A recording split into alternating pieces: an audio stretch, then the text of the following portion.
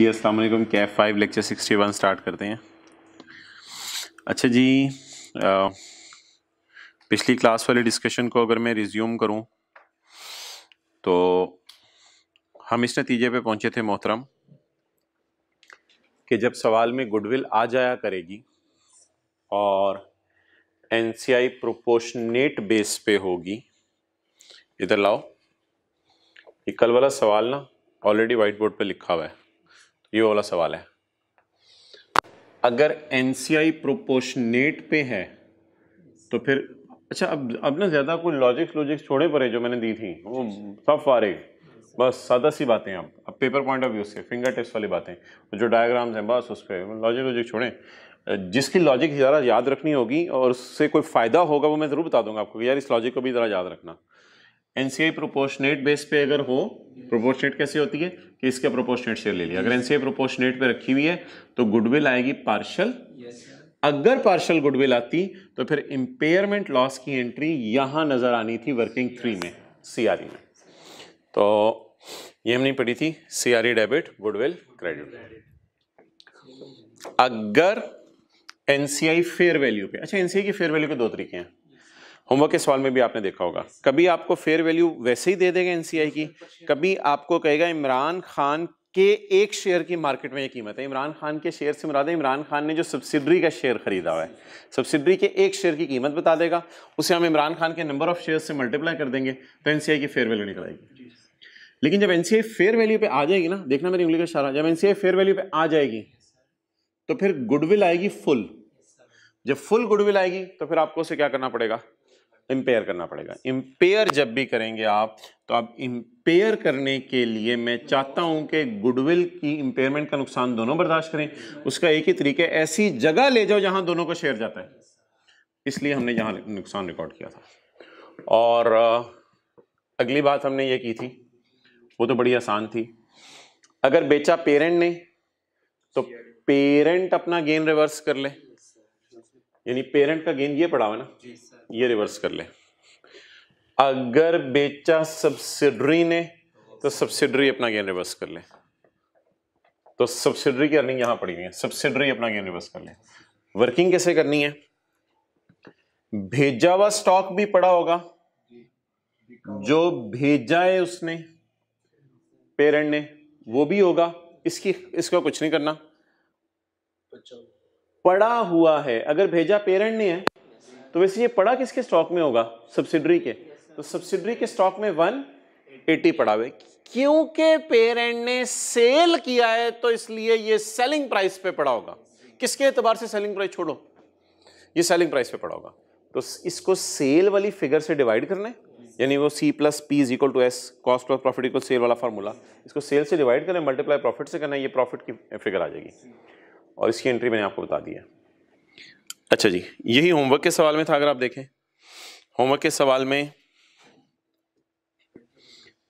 इसको इग्नोर करना था, कॉस्ट प्लस 20% उसी तरह था। अब आपने करना क्या था, होमवर्क के सवाल में आपने पकड़ना था 5000 को और डिवाइड करना था 120 से और मल्टीप्लाई करना था 20 से, और फिर आपने 6000 को पकड़ना था, 120 से मल्टीप्लाई डिवाइड करना था और 20 से, क्योंकि इधर दोनों की एक ही उसके ऊपर थी। चलें जी, आज एक नया कॉन्सेप्ट हमने पढ़ना शुरू करना है, क्वेश्चन नंबर 6। अच्छा, आज के सवाल में ना मैंने एडजस्टमेंट्स कम रखी हैं, 2-3 एडजस्टमेंट्स हैं और इनकी नेचर सेम है, इन तीनों की नेचर सेम है। तो आज का सवाल बनिस्बत बड़ा मज़े का और कंफर्ट। हाँ यार, एक चीज़ मैंने आपको प्लीज़ बतानी थी, वो मुझे याद आ गया। आज आके ना बच्चों की सुई वहीं अड़ी होती है, ये 30 को माइनस क्यों किया था आपने। आज आके बच्चों की सुई वहीं अड़ी होती है, 30 को माइनस क्यों किया था। मोहतरम तसल्ली से सुन लें, शोहर ने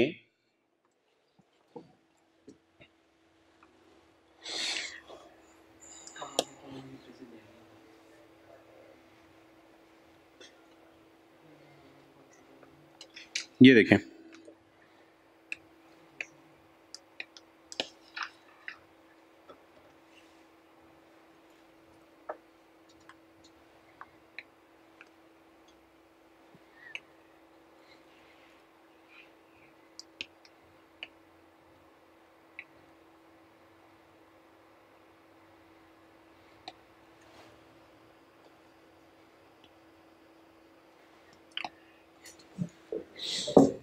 देखो, शोहर कह रहे हैं मेरे रिसीवेबल में तुमसे 30 रुपए रिसीव करने हैं मैंने, जो तुम्हें मैंने उधार दिया हुआ है। बीवी कह रही है सरताज मेरी लाइबिलिटीज में जो लोन आ रहा है वो 72 का है, इसमें शायद 72 में से कुछ सब्सिडरी ने किसी और से लोन लिया हो, लेकिन इसमें से पेरेंट को कितना वापस करना है? 30। तो ये 30 अगर मैं पी और एस को एक तस्वुर करूं तो ये 30 अब कंसोलिडेटेड किताबों में नजर नहीं आना चाहिए। तो रिसीवेबल, अब एंट्री जहन में सोचो, रिसीवेबल क्रेडिट कर दें -30 और पेएबल या लोन डेबिट कर दें -30। तो रिसीवेबल क्रेडिट और loan payable debit, loan receivable credit, loan payable debit. इस 30 की जो एंट्री आपको पहली क्लास में मैंने बता दी थी, लोन रिसीवेबल क्रेडिट और लोन पेएबल डेबिट, ये मैंने लिखी नहीं थी कल पिछली क्लास में। चलें जी, ओवर। ये एक एंट्री थी। भाई राजा मिटा देना। आज वाला सवाल पढ़ें जी। आज वाले सवाल से पहले आई एक कॉन्सेप्ट है, क्वेश्चन नंबर 6 है ना? हाँ, क्वेश्चन नंबर 6, पेज नंबर 770। एक कॉन्सेप्ट है जी,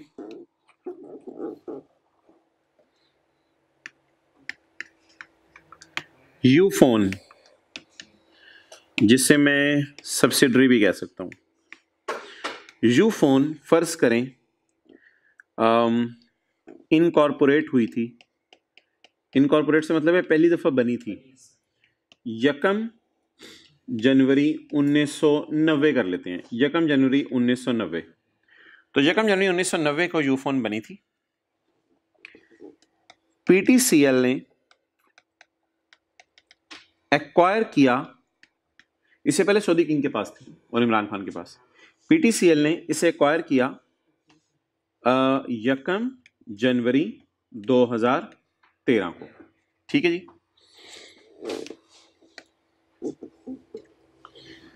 अब ऑन 1 जनवरी 13 सब्सिडरी की बुक्स में नजर आ रही थी बिल्डिंग। सब्सिडरी की बुक्स में नजर आ रही थी बिल्डिंग। सब्सिडरी ने अपनी सेपरेट फाइनेंशियल स्टेटमेंट्स में कॉस्ट मॉडल यूज करी थी। कौन सा मॉडल यूज करी थी? Cost model. सब्सिडरी अपनी सेपरेट फाइनेंशियल स्टेटमेंट्स में कॉस्ट मॉडल यूज करी थी। तो बिल्डिंग की बुक वैल्यू नजर आ रही थी based on cost model. Based on cost model book value होती है कॉस्ट माइनस अक्यूमुलेटेड डेप्रिसिएशन।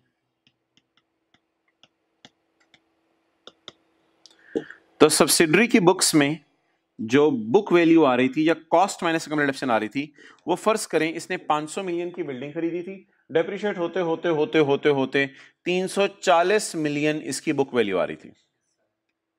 ठीक है जी, ये बुक वैल्यू आ रही थी सब्सिडरी की फाइनेंशियल स्टेटमेंट्स में। जैसे ही सऊदी किंग आया, तो सॉरी, जैसे ही पीटीसीएल आया, पीटीसीएल ने सऊदी किंग को कहा यार सब्सिडरी की बैलेंस शीट मंगवाओ। सऊदी किंग ने कहा मोहतरम हाजिर है आपके सामने, हमने पहले ही रखी हुई है। आपने कहा अच्छा चलो ठीक है, नेगोशिएशन शुरू करते हैं। आपने कहा आप लोगों की बिल्डिंग तो 340 की है।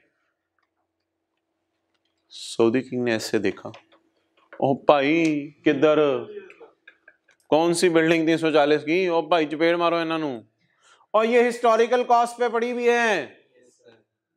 ये वो 1990 में हमने 500 की खरीदी थी और 500 डेप्रिशिएट होते, 500 अपनी तरफ से बोलो, 500 डेप्रिशिएट होते होते होते होते होते गए 340 जाएगी। और ये हिस्टोरिकल कॉस्ट है। ओ भाईजान अब नहीं बिल्डिंगें इतने की होती।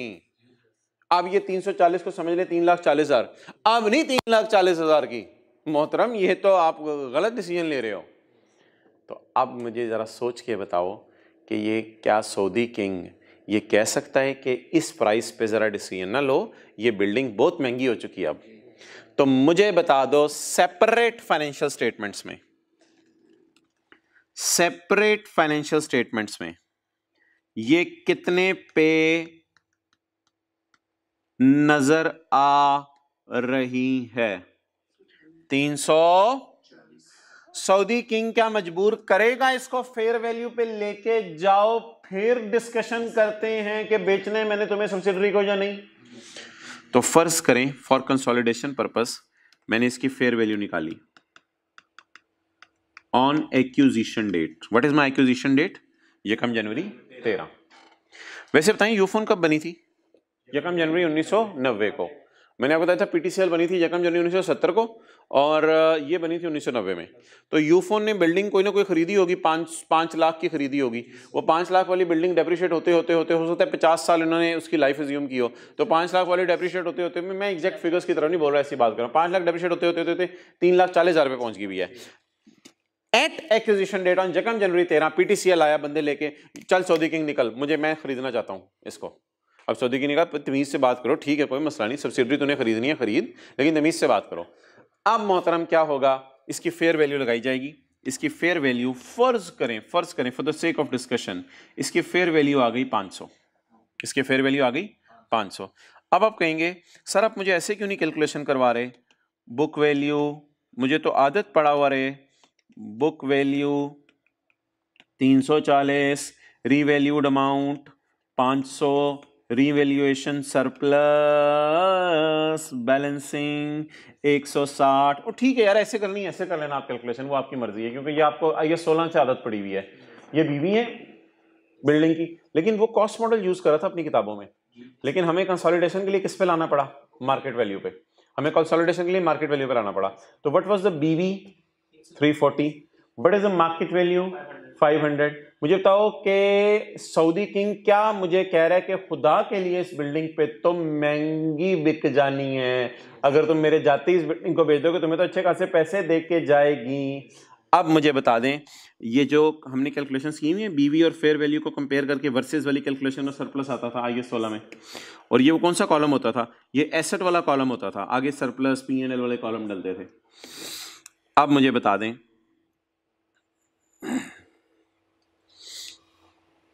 ये हम ने एक्सरसाइज किस दिन की? रीवैल्यूएशन डेट पे। रीवैल्यूएशन डेट पे किस मकसद के लिए करने लगे हैं? For consolidation. लेकिन सेपरेट फाइनेंशियल स्टेटमेंट्स में तूने कॉस्ट पे रखना है, रख।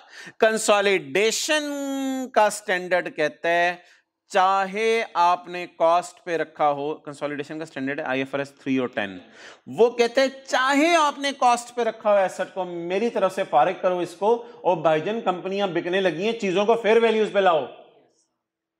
तो चीज को क्या लाना पड़ेगा? फेयर वैल्यू पे। जैसे दराज में कैश पड़े हो 10-10 रुपए के 10 नोट, तो पीटीसीएल जब खरीदने जाएगा यूफोन को कहेगा 10 रुपए के नोट मंगवाओ, सारे नोट मंगवाए, पीटीसीएल ने देखा ये सारे जाली नहीं है, असली हैं, अगर उसमें से एक जाली नोट निकल आएगा तो कहेगा ये तो तुम्हारा नोट ही नहीं है। इसी तरह ये बिल्डिंग थी, इस बिल्डिंग को जब सामने रख के डिसीजन होने लगा तो सऊदी किंग फौरन बोला मोहतरम ये बिल्डिंग आपको बुक्स में 340 की नजर आ रही है, बाजार में कितने की है? 500 की है। आप बता दो इसके ऊपर रीवैल्यूएशन सरप्लस कितना आ रहा है? 160। तो इस पे रिवैल्यूएशन सरप्लस आ रहा 160। ये रिवैल्यूएशन सरप्लस की एडजस्टमेंट्स क्या होंगी, एंट्रीज क्या होंगी, वो बाद की बात है यार। मुझे बैलेंसिंग बता दो कितना आ गया? 160। अच्छा ये हम क्या डिस्कशन करें? रीवैल्यूएशन ऑफ किसके एसेट्स? सब्सिडरी के एसेट्स। किस दिन?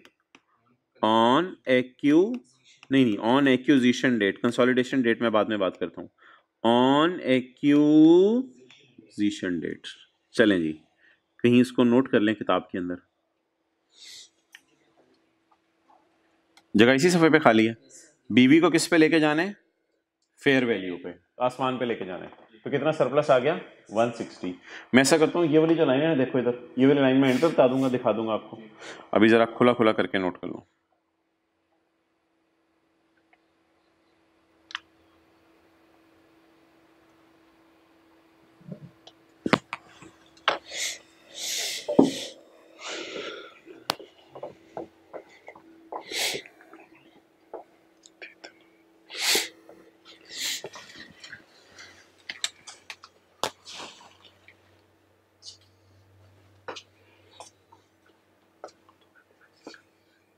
अच्छा मैं नहीं 50 पे तो लाना होगा ना आपने।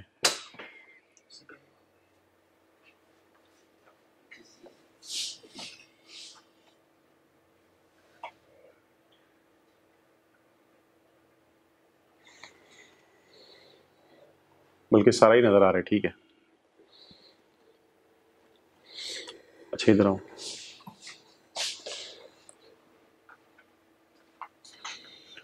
इनको ढूंढो कि कॉलेज में आए हुए हैं। सर राजान आ रहे हैं आपके पास। सर इधर आइए क्लास में। I need this.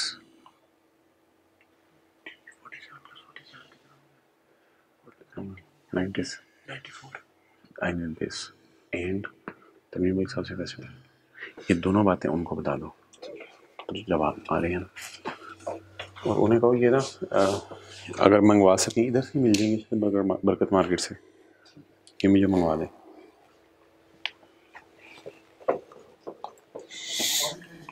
हाँ नहीं बेशक 2-2:30 बजे तक मंगवा दें।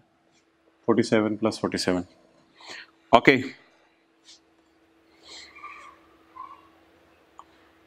अच्छा जी, हमारा बहस का मकसद क्या है आज? बड़ी लॉजिकल डिस्कशन। क्या? जिस वक्त हम खरीदने जाते हैं सब्सिडरी को तो उसूली तौर पे सब्सिडरी के एसेट्स की फेयर वैल्यूज हमें मालूम होनी चाहिए, लेकिन सेपरेट फाइनेंशियल स्टेटमेंट्स में सब्सिडरी ने किस पे रखा होता है? हिस्टोरिकल कॉस्ट पे रखा होता है। तो उस हिस्टोरिकल कॉस्ट को उड़ा के किस पे लाना होता है हमने? फेयर वैल्यू पे। तो आसमान पे भी जा सकता है, जमीन पे भी गिर सकती है, सरप्लस भी आ सकता है, रिवैल्यूएशन लॉस भी आ सकता है।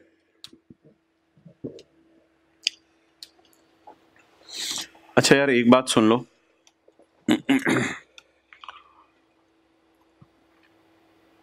कि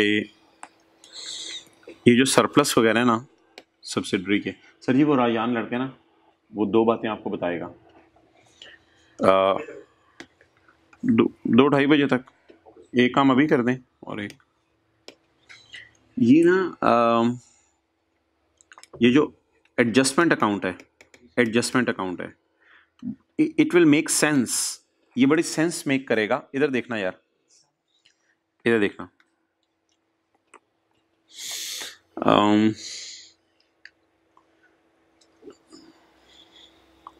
एक कंपनी है, बड़ी मजे की डिस्कशन होने लगी है। कल हमने फॉर्मूला क्या पढ़ा था? कल हमने फॉर्मूला पढ़ा था equity is equal to assets minus liabilities. Done done done. Okay, share capital, retained earning वगैरह क्लियर। अच्छा, एक कंपनी कहती है कि जी मेरे एसेट्स की बुक वैल्यू आ रही है, बोलो बोलो बोलो, मेरे एसेट्स की बुक वैल्यू कितनी आ रही है? 300। अभी कितनी थी? 340। और मेरे पास सिर्फ बिल्डिंग है। हमने कहा शहजादे सिर्फ बिल्डिंग है तेरे पास? कहते हैं हाँ यार तंग ना कर, सिर्फ बिल्डिंग है मेरे पास, सिर्फ बिल्डिंग है। हमने कहा कि लाइबिलिटीज वगैरह? कहते हैं लाइबिलिटीज कोई नहीं है। तो इक्विटी भी कितनी होगी इसकी? 340। मुझे नहीं पता शेयर कैपिटल कितना है, रिटेन्ड अर्निंग कितनी है, बोले तो इक्विटी कितनी हो गई? 340। क्या मैं ये कह सकता हूं ये मेरे नेट एसेट्स हैं? कल की क्लास परसों की ली थी, परसों पिछले से पिछली class net assets. Net assets की बीवी है ऑलमोस्ट मेरे ख्याल से, क्योंकि मैंने कॉस्ट मॉडल यूज कर रहा हूं। ठीक है जी, ये मेरे नेट एसेट्स हैं। Clear clear. अच्छा यार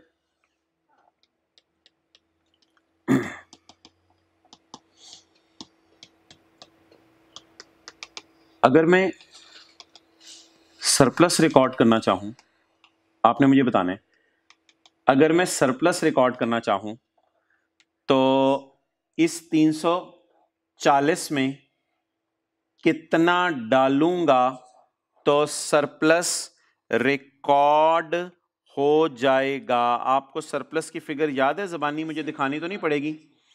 इस 340 में कितना डालूंगा तो सरप्लस रिकॉर्ड हो जाएगा? बोलो बोलो बोलो बोलो बोलो। 160 डालूंगा तो ये एसेट्स मेरे किस पे शूट अप करके पहुंच जाएंगे? 500 पे। बीवी में सरप्लस ऐड कर दें तो एसेट्स की मार्केट वैल्यू आ जाती है। अब मेरी अकाउंटिंग इक्वेशन तो आउट हो गई। क्या करूं अकाउंटिंग इक्वेशन को इन करने के लिए? मैंने एसेट डेबिट कर लिया है, मुझे कुछ क्रेडिट करवा दो ताकि मेरी अकाउंटिंग इक्वेशन मैच कर जाए। मोहतरम लायबिलिटी नहीं, याद रखना share capital, share premium, retained earnings realised होती हैं और रीवैल्यूएशन सरप्लस अनरियलाइज्ड होता है। ये भी बैलेंस शीट का आइटम है। रिवैल्यूएशन सरप्लस भी शेयर कैपिटल क्या होता है? ओनर घर से पैसे लाया। शेयर प्रीमियम क्या होता है? ओनर घर से पैसे लाया। रिटेन्ड अर्निंग क्या होते हैं? बिजनेस ने कमा लिया। और सरप्लस क्या होता है? बिजनेस कमा लेगा। आप कह रहे थे लाइबिलिटी बढ़ाएं, नहीं नहीं नहीं नहीं नहीं। अब 160 से क्या बढ़ा दें?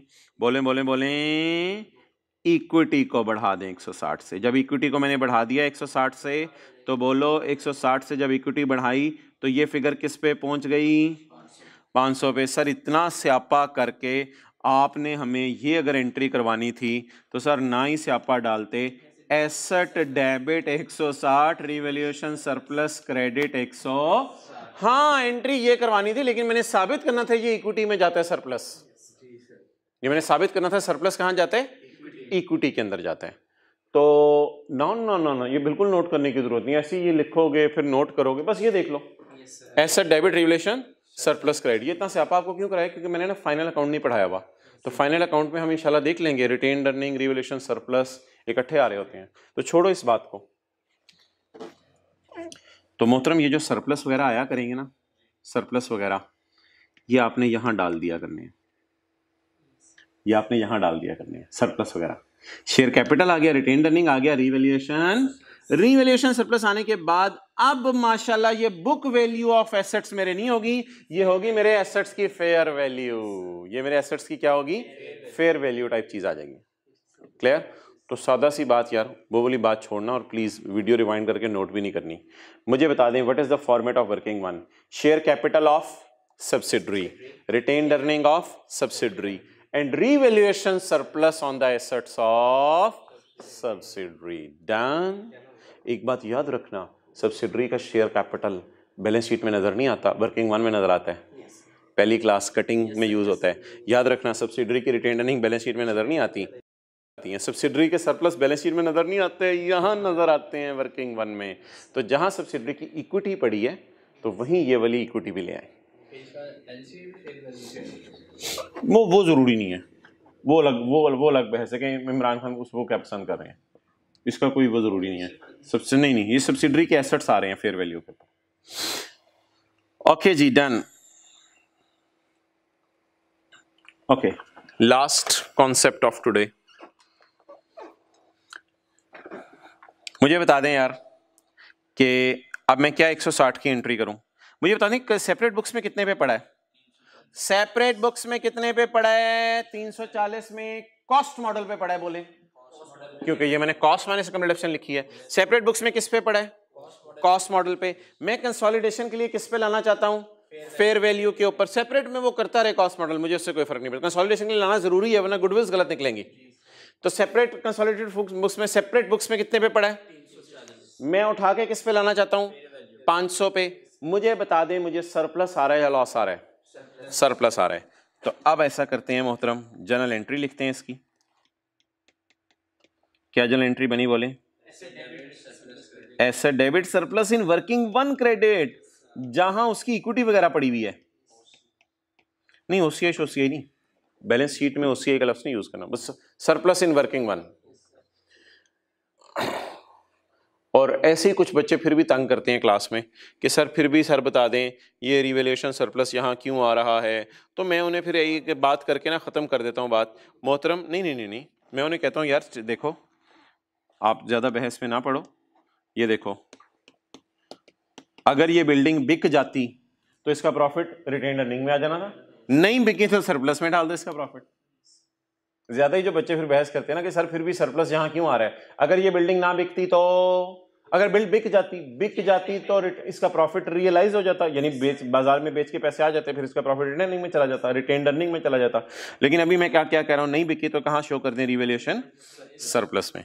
एंट्री बोलो जल्दी। Asset debit revaluation surplus in working 1 credit. एक मसला और आएगा, वो आएगा डेप्रिसिएशन का। वो कब का आएगा? डेप्रिसिएशन का। डेप्रिसिएशन के लिए आपने थोड़ा सा मुझे हेल्प आउट करना है।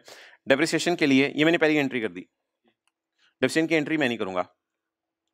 मुझे बताओ कि एक्यूजिशन डेट क्या है? एक्यूजिशन डेट, मैंने इसको किस दिन बाय किया है?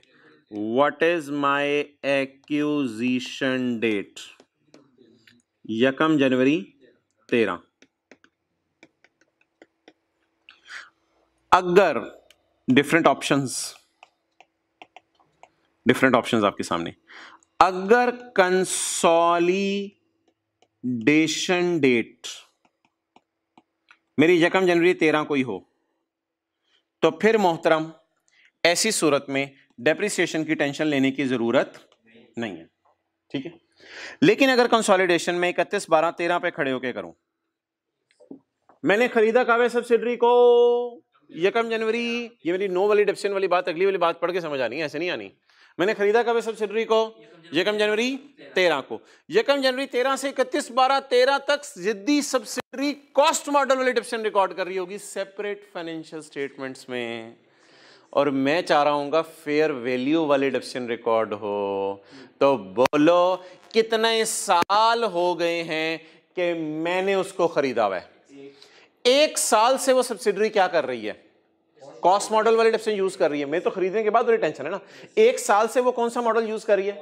Cost model. और मैं क्या चाह रहा था, 1 साल पीछे से किस पे आ जाए? रिफेयर वैल्यू मॉडल पे। उसने अपनी सेपरेट बुक्स में कॉस्ट मॉडल वाली डेप्सिएशन चार्ज की होगी। अब मुझे फेयर वैल्यू पे डेप्सिएशन नहीं निकालनी। इसको आईएएस 16 से कोई मिक्स ना करना, जितना कॉन्सेप्ट जितना दिया जा रहा है उतना पढ़ा करो। आईएएस 16 से मिक्स करके कोई सवाल नहीं आपने मेरे से पूछने कि सरप्लस रिटेन अर्निंग में कहां गया, क्या हुआ। खुदा के लिए do not mix up the things. बात बढ़ाने को जितनी मर्जी बढ़ा लो, सिलेबस नहीं खत्म होना। फिर ये हर एक चीज की डीप में जाते रहो। मैं सदा जो बातें कर रहा हूं वो समझो जी। सब्सिडरी कितने अरसे से यूज कर रही है कॉस्ट मॉडल? हमारे खरीदने के बाद से 1 साल से। और हम 1 साल से क्या चाह रहे हैं? ये कौन सा मॉडल यूज करें? फेयर वैल्यू मॉडल यूज करें, रिवैल्यूएशन मॉडल यूज करें। अब मुझे बता दें कितने अरसे से ये बुक वैल्यू डेप्रिशिएट कर रही है हमारे खरीदने के बाद से? 1 साल से। और मैं चाह रहा हूं 1 साल से फेयर वैल्यू पे डेप्रिसिएशन चार्ज हो। अब मैं कंसोलिडेटेड बुक्स में 1 साल की जो डेप्रिसिएशन निकालनी है वो बुक वैल्यू पर निकालूं अपनी वर्किंग्स में, फेयर वैल्यू पर निकालूं या सरप्लस पर निकालूं? एक्सेलेंट। उल्टा रखो इसको मोबाइल को। मैं चाह क्या रहा था? फेयर वैल्यू वाली डेप्सिएशन वो रिकॉर्ड करता। उसने कहा मैंने तो कॉस्ट मॉडल वाली करनी है। तो अब किस पर डेप्रिसिएशन रिकॉर्ड करें तो मसला हल हो जाएगा? सरप्लस पर। तो मैं सरप्लस पर डेप्सिएशन निकालूंगा कितने साल की? 1 साल की। 1 साल की डेप्सिएशन निकालूंगा। लेकिन अगर पेपर में कंसोलिडेशन मुझे करनी पड़ गई 31/12/16 को, अगर 31/12/16 को मुझे कंसोलिडेशन करनी पड़ गई, तो मुझे बताएं कितना अरसा हो गया मैंने सब्सिडरी को खरीदा हुआ है? 13, 14, 15, 16।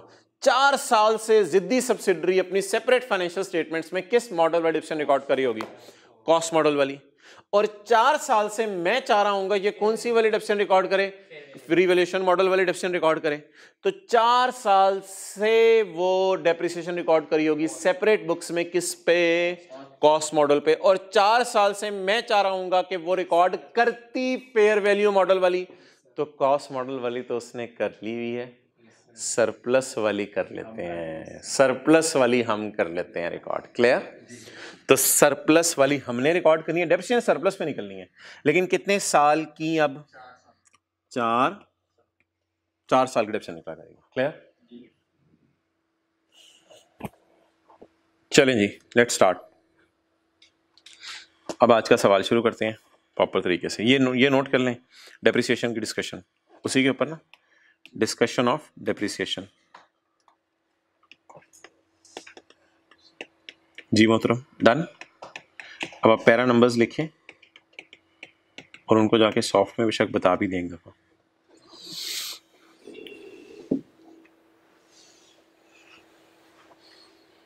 अगर मैंने 1 जनवरी को 13 को खरीदा और 1 जनवरी 13 को ही कंसोलिडेशन करना है, फिर तो अभी तक ना उसने डेप्सिएशन को रिकॉर्ड किया है ना मेरी कोई ख्वाहिश है।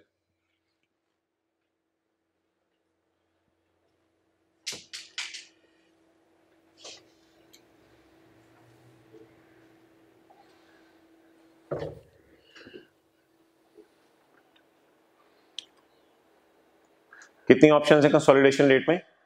3 ऑप्शन, 4, 5, 6, जितनी मर्जी डाल लूँ मैं ऑप्शंस। मैं तो कॉन्सेप्ट दे रहा था बस आपको।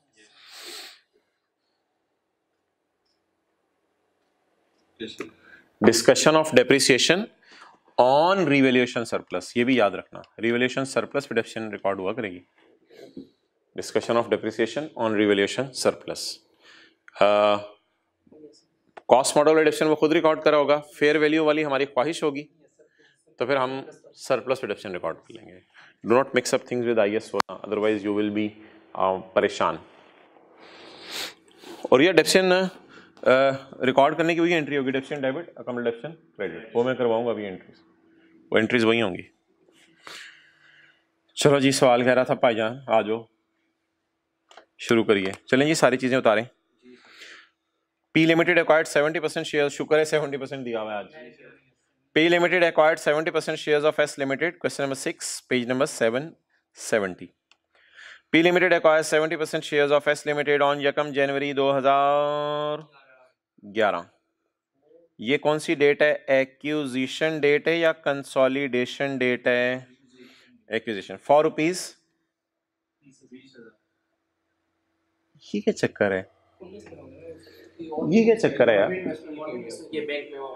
पेरेंट दावा कर रहे मेरी इन्वेस्टमेंट से 33,500, और सवाल की पहली लाइन कह रही है कि सऊदी किंग को हमने पे किए हैं सिर्फ 20,000, बाकी हमने 13,500 कहीं और इन्वेस्ट किए होंगे, लेकिन 13,500 किसी ऐसी जगह इन्वेस्ट नहीं किए होंगे कि कोई हमारी सब्सिडरी बन गई हो, क्योंकि 2 सब्सिडरीज हमारी नहीं सिलेबस में।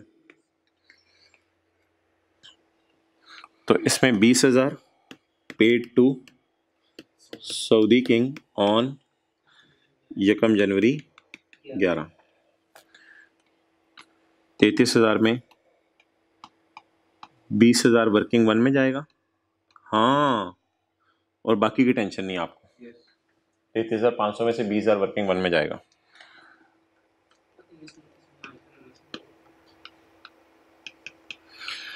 चलें जी, 70,500, 60,500, 33,000, बाकी सब्सिडरी की अपनी इन्वेस्टमेंट्स हैं, ये इसने कोई बैंक में पैसे रखवाए होंगे।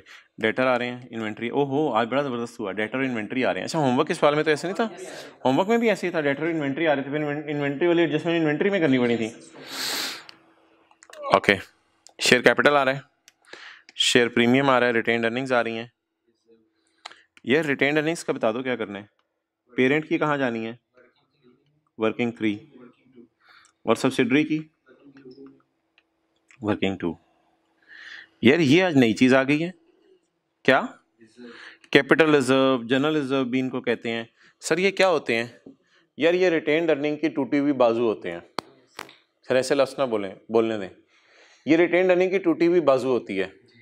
क्या मतलब? असल में रिटेन्ड अर्निंग को ना हमेशा शेयर होल्डर्स देखते हैं ललचाई हुई नजरों से, और रिटेन्ड अर्निंग को देख के कहते हैं कंपनी को, यार हमें ये बांटो, डिविडेंड वगैरह दो। तो फिर कंपनीज ना रिटेन्ड अर्निंग्स, इस कंपनी की शायद 47+8 थी। 47+8 कितनी बनती है? 55।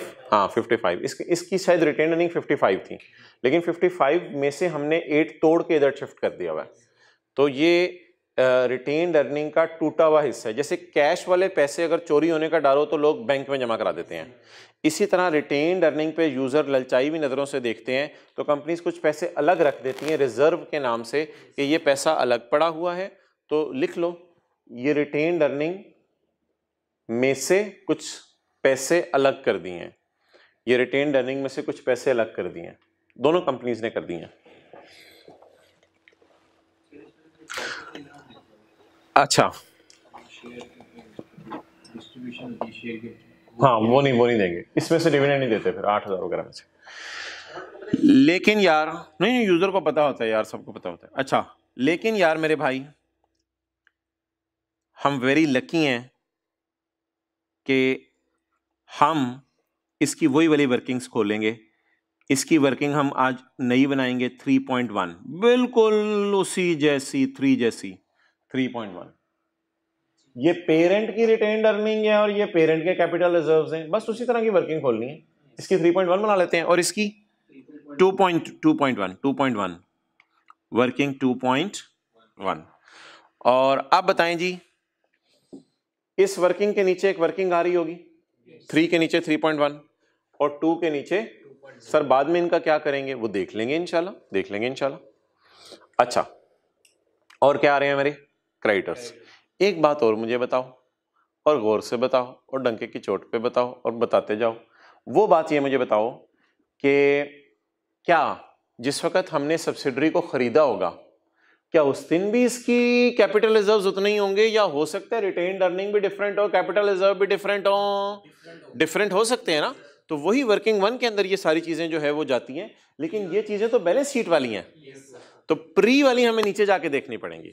अच्छा वैसे पूछ रहा हूँ, ये share capital, share premium, retained earning, capital reserve, creditors, ये क्रेडिट नेचर के अकाउंट होते हैं, डेबिट नेचर के?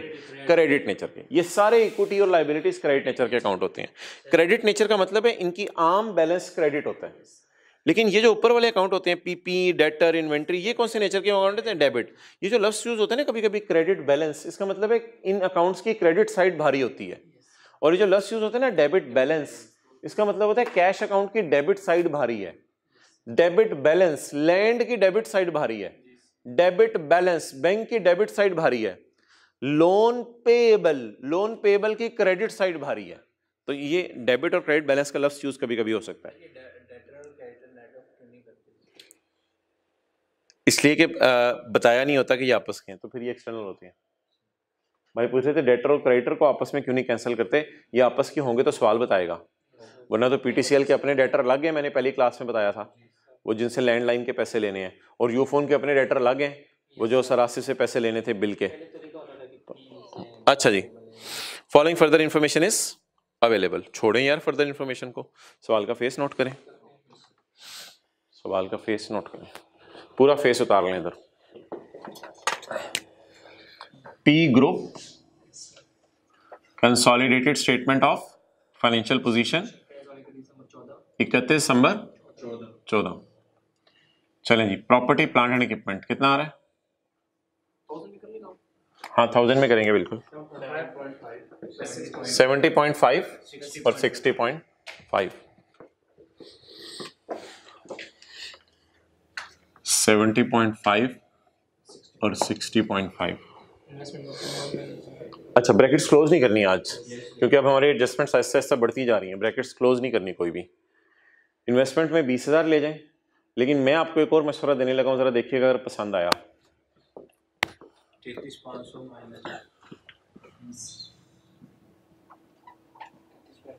मैं आपको ये मशवरा देने लगा हूं कि वर्किंग वन साथ खोल लेते हैं यार। वर्किंग वन ना थोड़ी सी आज लेंथी होगी, क्योंकि आज इसमें रिवैल्यूएशन सरप्लस वगैरह आने हैं। Adjustment account. अच्छा जी, अब एक ऑप्शन आपके पास ये है कि 33,500 उठा लें, उसमें से 20,000 वर्किंग वन में ले जाएं, बाकी 13,500 बचेगा ना। तो ऑप्शन नंबर 1 ये है कि 13,500 यहां लिख दें और इन्वेस्टमेंट वाला 20 यहां लिख दें। इन्वेस्टमेंट वाला 20 यहां लिख दें। ऑप्शन 1 ये है। इस तरह 33.5 मैंने पूरा उठा लिया। ऑप्शन 2 ये है कि 13.5 की टेंशन ना लें, पूरा 33.5 उठाएं। ये मेरे ख्याल से बेटर प्रेजेंटेशन है। पूरा 33.5 उठाएं और 33.5 उठाकर इसमें से 20 माइनस कर दें। जब 20 माइनस कर देंगे तो ऑटोमेटिकली 13.5 आ जाएगा। इसमें से 20 माइनस करके यहां ले जाए, ये मेरे ख्याल से ज्यादा बेटर ऑप्शन है। जिस तरह लोन्स वगैरह में आप करते हैं आप, तो इस तरह ये ज्यादा बेटर है। अच्छा जी, ये 2 फिगर्स उठा ली, ये पूरी फिगर उठा ली मैंने, ये फिगर उठानी है। ये तो कोई इसकी अपनी इन्वेस्टमेंट्स होंगी। हाँ, इस इन्वेस्टमेंट की वर्किंग में कुछ नहीं होता। और डेटर 7 और 2.5, 14 और 20 इन्वेंट्री। गुडविल के लिए एक लाइन छोड़ दें जी। डेटर 7 जी, इन्वेंट्री 14 + 20, 14 + 20।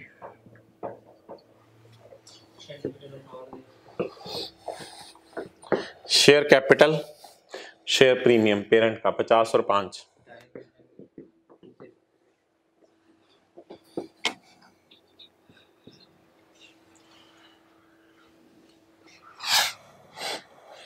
मुझे 2 लाइनें जहां छोड़नी पड़ेंगी, एक इंटेंजिबल भी शायद आना है। अच्छा आ जाएंगे 50 और 5। पेरेंट की रिटेन्ड अर्निंग और पेरेंट की अपने कैपिटल रिजर्व। अच्छा पेरेंट की चीजों की टेंशन नहीं होती, इनको ना हमें तकसीम नहीं करना होता कभी। तकसीम किन की चीजों को करना होता है? सब्सिडरी की। तो पेरेंट की चीजों को तकसीम नहीं करना होता। 47 और 8 बस उठा लें।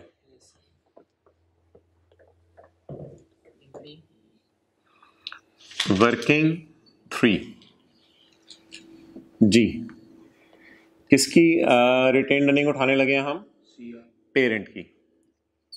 पेरेंट की रिटेन्ड अर्निंग बोलें जी 47। अच्छा अब यार एक लफ्ज मैं बोलने लगा हूं, ये क्या है? ये ना अगर मैं कभी उंगली रखा करूं, आपसे पूछा करूं ये क्या है, तो आप ना, ये नहीं, गलत जगह लिख दी मैंने, ये आप बस बोल दिया करें सर ये क्या है, हमें टेंशन नहीं है सर, पी की रिटेन्ड अर्निंग। सर आप उंगली रखें और हमारे से पूछें ये क्या है, हम आपको बताएंगे। पी की इन्वेंट्री, पी की रिटेन्ड अर्निंग। लेकिन एक बात सुनो यार, पी की रिटेन्ड अर्निंग का हमने नाम कुछ और रख दिया है, क्योंकि सब्सिडरी भी अपनी रिटेन्ड अर्निंग साल के आखिर में इसको भेजनी होती है, इसलिए पी की रिटेन्ड अर्निंग का लफ्ज तो हम लिखते हैं और सब्सिडरी की रिटेन्ड अर्निंग का ईयर एंड तक इंतजार करते हैं, ताकि इसका नाम क्या रखें? Consolidated retained earning. अब थोड़ी सी हेल्प कर दो मुझे ताकि नामों में गलती ना हो। मैं आपकी फरमाइश पर वर्किंग 3.1 ओपन करने लगा हूं आज जिंदगी में पहली दफा। वर्किंग 3.1। पहले ऐसा करो, मुझे इसका नाम बता दो, इसका नाम बता दो, नाम फिलहाल बता दो। पेरेंट का कैपिटल रिजर्व, जैसे पेरेंट की रिटेन्ड अर्निंग। पेरेंट का कैपिटल रिजर्व, इसी का टूटा हुआ हिस्सा कितना? 8। लेकिन यार ऊपर कोई नाम आप जरा मुझे लिखवाने की कोशिश करो। हाँ, क्योंकि इसमें हो सकता है किसी और के रिजर्व भी आ जाएं, तो उसी बुनियाद पे इसको क्या कहते हैं? पेरेंट की रिटेन्ड अर्निंग। लेकिन कंबाइंड नाम कोई और चीज आनी होती है, इस वजह से इसका नाम, और इसका नाम बोले कंसोलिडेटेड कैपिटल रिजर्व। भूलेगा तो नहीं नाम? चले, पी का एस का शेयर कैपिटल और एस का शेयर प्रीमियम।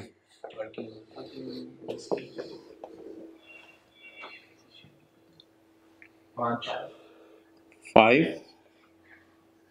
और 2.5।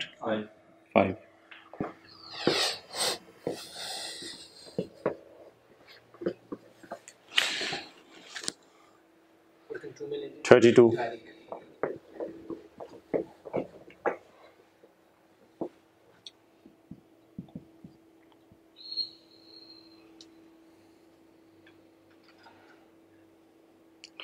अच्छा मोहतरम, इसकी टेंशन नहीं लेनी, इसका इधर भी नाम यही है और इधर भी यही नाम है। कितनी? 32।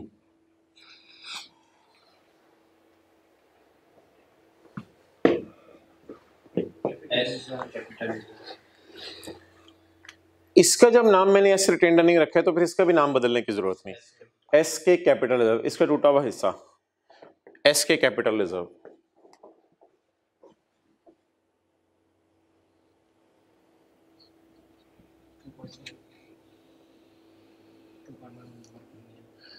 जी बोले। एस के कैपिटल रिजर्व,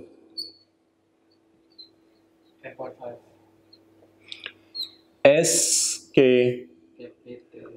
कैपिटल रिजर्व जी कितने? 10.5। करंट क्रेडिटर्स भी आ रहे हैं, कितने? 15 और 38। चलें जी, अल्लाह का शुक्र है सवाल की सारे फिगर्स पोस्ट हो गए।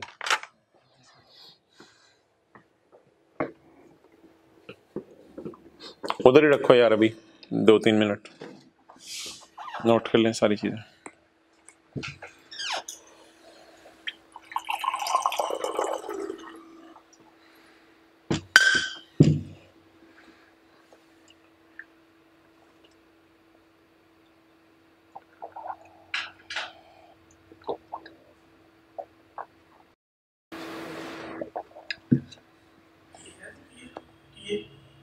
हाँ उधर है।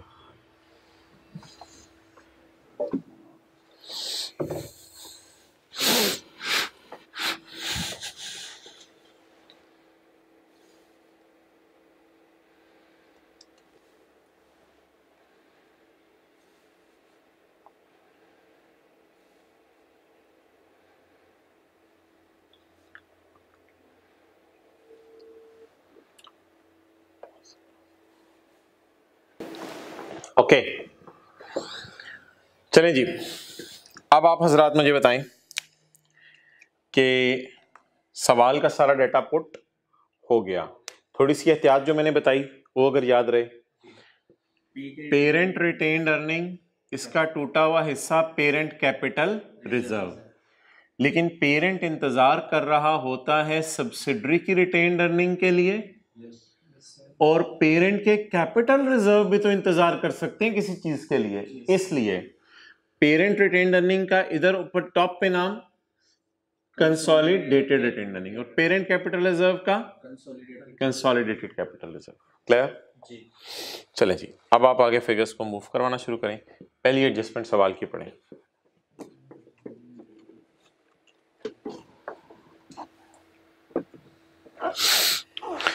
Following further information is available. Further information आपको सवाल दे रहे।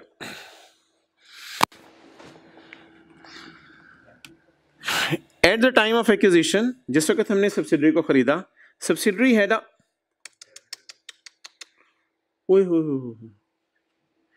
ये सब्सिडरी का तो ये ना क्रेडिट बैलेंस होता है। Subsidiary had a debit balance on retained earnings of 6000। अच्छा चलो इसको भी डिस्कस करते हैं जरा। Subsidiary had a debit balance of 6000, इसको छोड़ें। And it has credit balance of 2000। अच्छा जी, क्रेडिट बैलेंस इसका कितना है जी?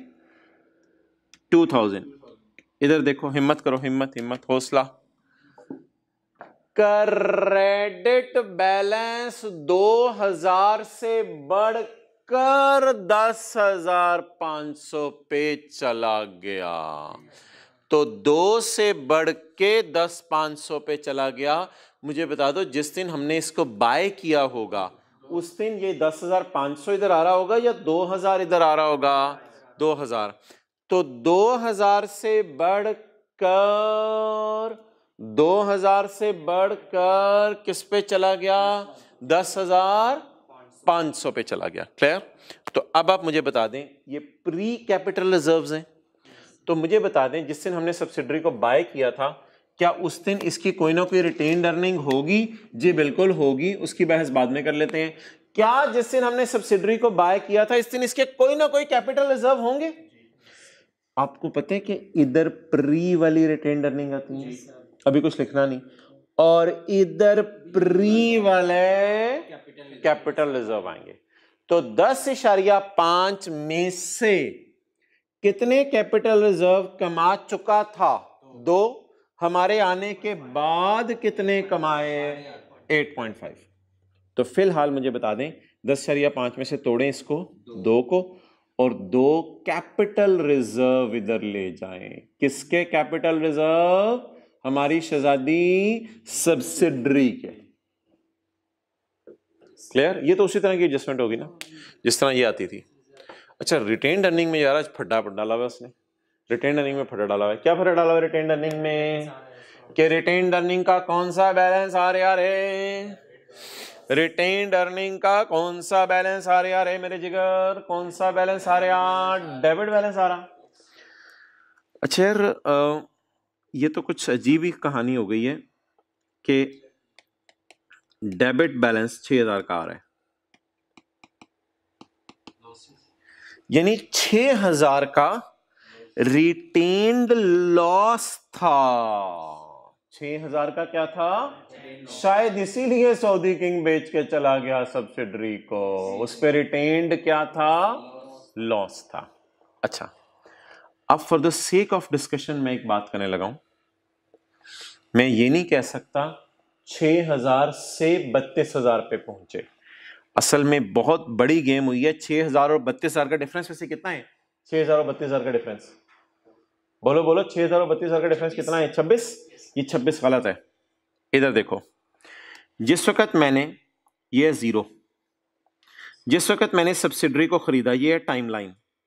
आपको पता है टाइमलाइंस पे इस साइड पे पॉजिटिव्स होते हैं, इस साइड पे नेगेटिव्स होते हैं।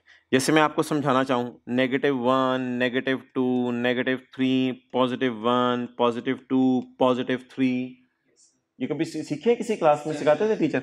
अच्छा, जिस दिन मैंने उसको बाय किया था ना, तो ये जीरो से भी नीचे था। इसका था यहां पर नेगेटिव साइड पे लॉस था 6 का लॉस था, और वो 6 का लॉस रिकवर होते होते होते होते होते 1 2 3 4 5 6 7 32 के प्रॉफिट में कन्वर्ट हो चुका है। तो इसका मतलब है सब्सिडरी का रिटेन्ड लॉस था।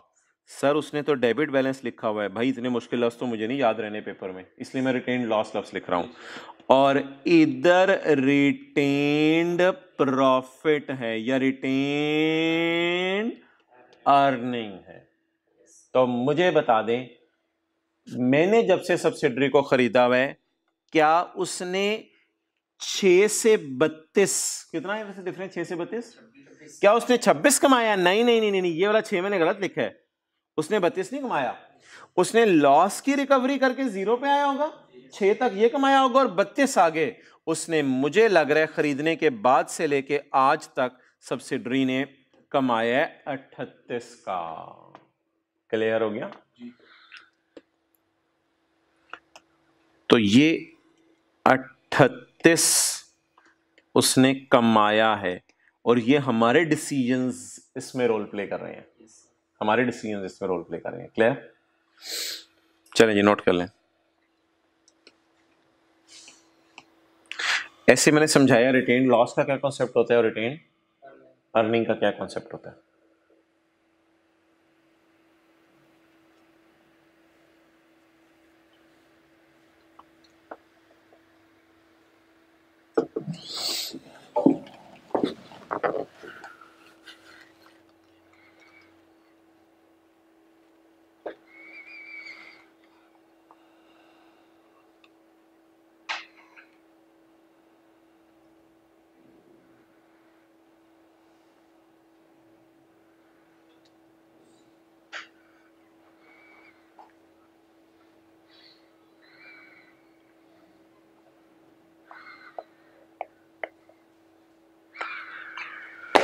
ओके,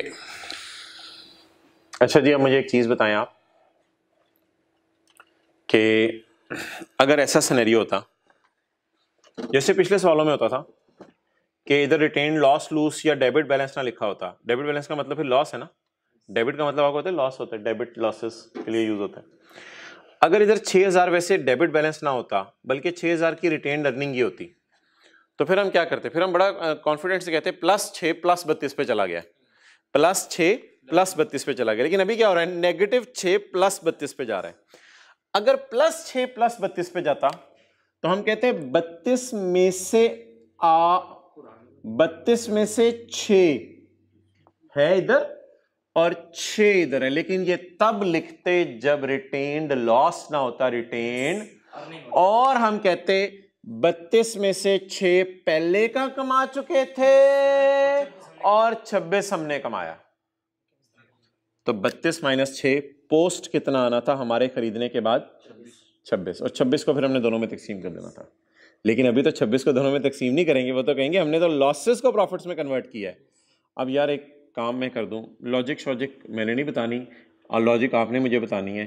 इस 6 को इधर लिख दूं अगर, और इस 6 को इधर लिख दूं, तो आपको कोई परेशानी वाली बात है? बिल्कुल लॉजिकल सी बात है। और देखें 32 जमा 6, 38 पे हम पहुंच गए। 38 पे हम पहुंच गए। 38 पे ही मैं लाना चाह रहा था आपको। तो मोहतरम फारिग करें लॉजिक, बात बड़ी सादा सी है और लॉजिक मैंने आपको टाइमलाइन पे समझाई है, यहाँ इस चक्कर में पड़ने की ज़रूरत नहीं है। बात को हमेशा के लिए क्लोज करें।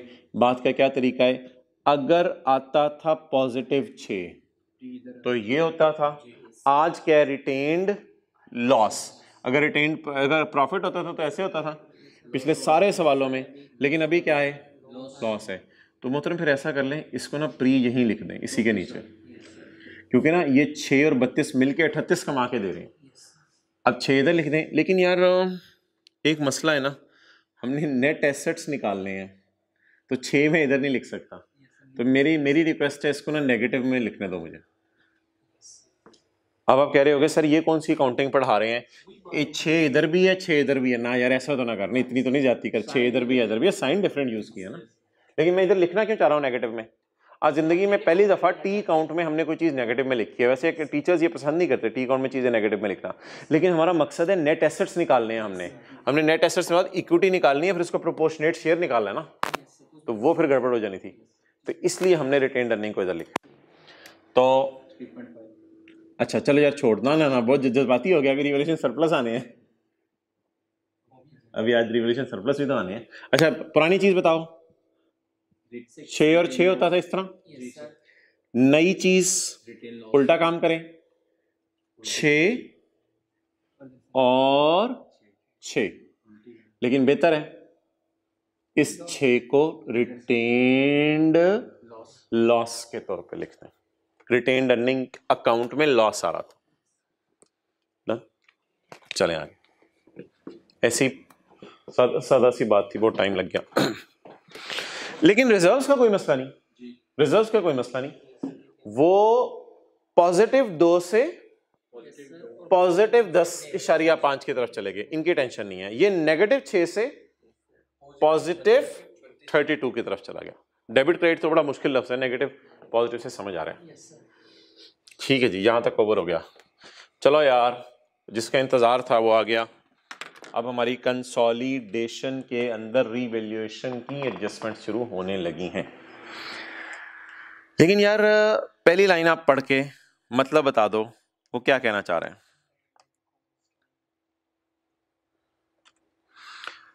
On the acquisition date, the fair value of assets was equal to the book value except the following। कहते हैं इसका मतलब है उसकी बाकी सारी चीजें, कोई फर्नीचर पड़ा होगा, कोई कंप्यूटर पड़े होंगे, कोई जनरेटर पड़ा होगा, उनकी book value fair value same थी। लेकिन सब्सिडरी की बैलेंस शीट में चंद चीजों की फेयर वैल्यू में मसला था। अच्छा अब ना इधर देखना यार, ये लाइन आपने नहीं पढ़नी क्योंकि ये ना डेप्रिसिएशन के लिए है, ये लाइन डेप्रिसिएशन के लिए है, तो ये आपने नहीं पढ़नी।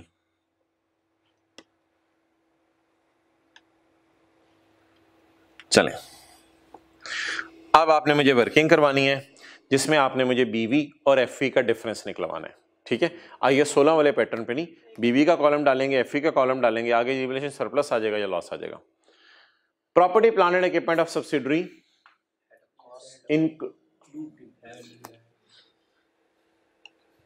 यार ये सारा डाटा एक्विजिशन डेट का 2 साल पुराना है, 2 साल पता नहीं कितने साल, 31 दिसंबर 14 है ना, तो इधर 1 जनवरी 11 है, तो 1 जनवरी 11 पूरा 11 पूरा 12 पूरा 13 पूरा 14, कितने साल हो गए?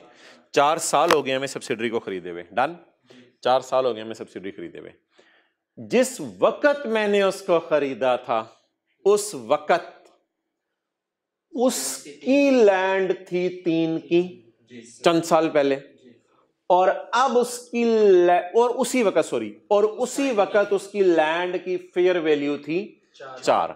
तो बता दो, जैसे हमने सुबह वाली अभी सुबह थोड़ी देर पहले किया था 340 और 500, तो मैंने कहा था 160 का गेन आ रहा है। तो बता दें what is the book value of land as per the cost model? 3। What is the fair value of land as per cost model? No, as per fair value model. तो फेयर वैल्यू क्या है land की? 4। तो बता दो बीवी और fair value आ जाए तो सरप्लस बैलेंसिंग आ जाएगा। आइए 16 में कैसे निकालते थे? बुक वैल्यू लिखते थे 3, फेयर वैल्यू लिखते थे 4, रीवैल्यूएशन सरप्लस बैलेंसिंग 1 आ जाता था। इस तरह लिखने की बजाय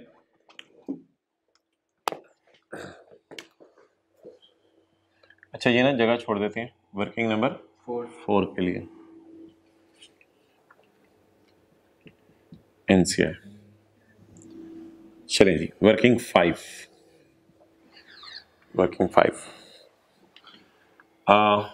बुक वैल्यूज लिखवा दो, फेयर वैल्यूज लिखवा दो और रिवैल्यूएशन सरप्लस लिखवा दो।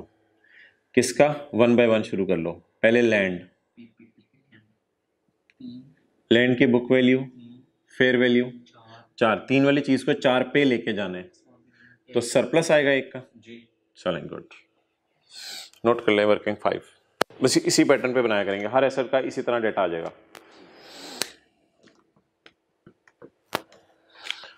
जी 1 रुपए की एंट्री बोलो, asset debit revaluation surplus credit.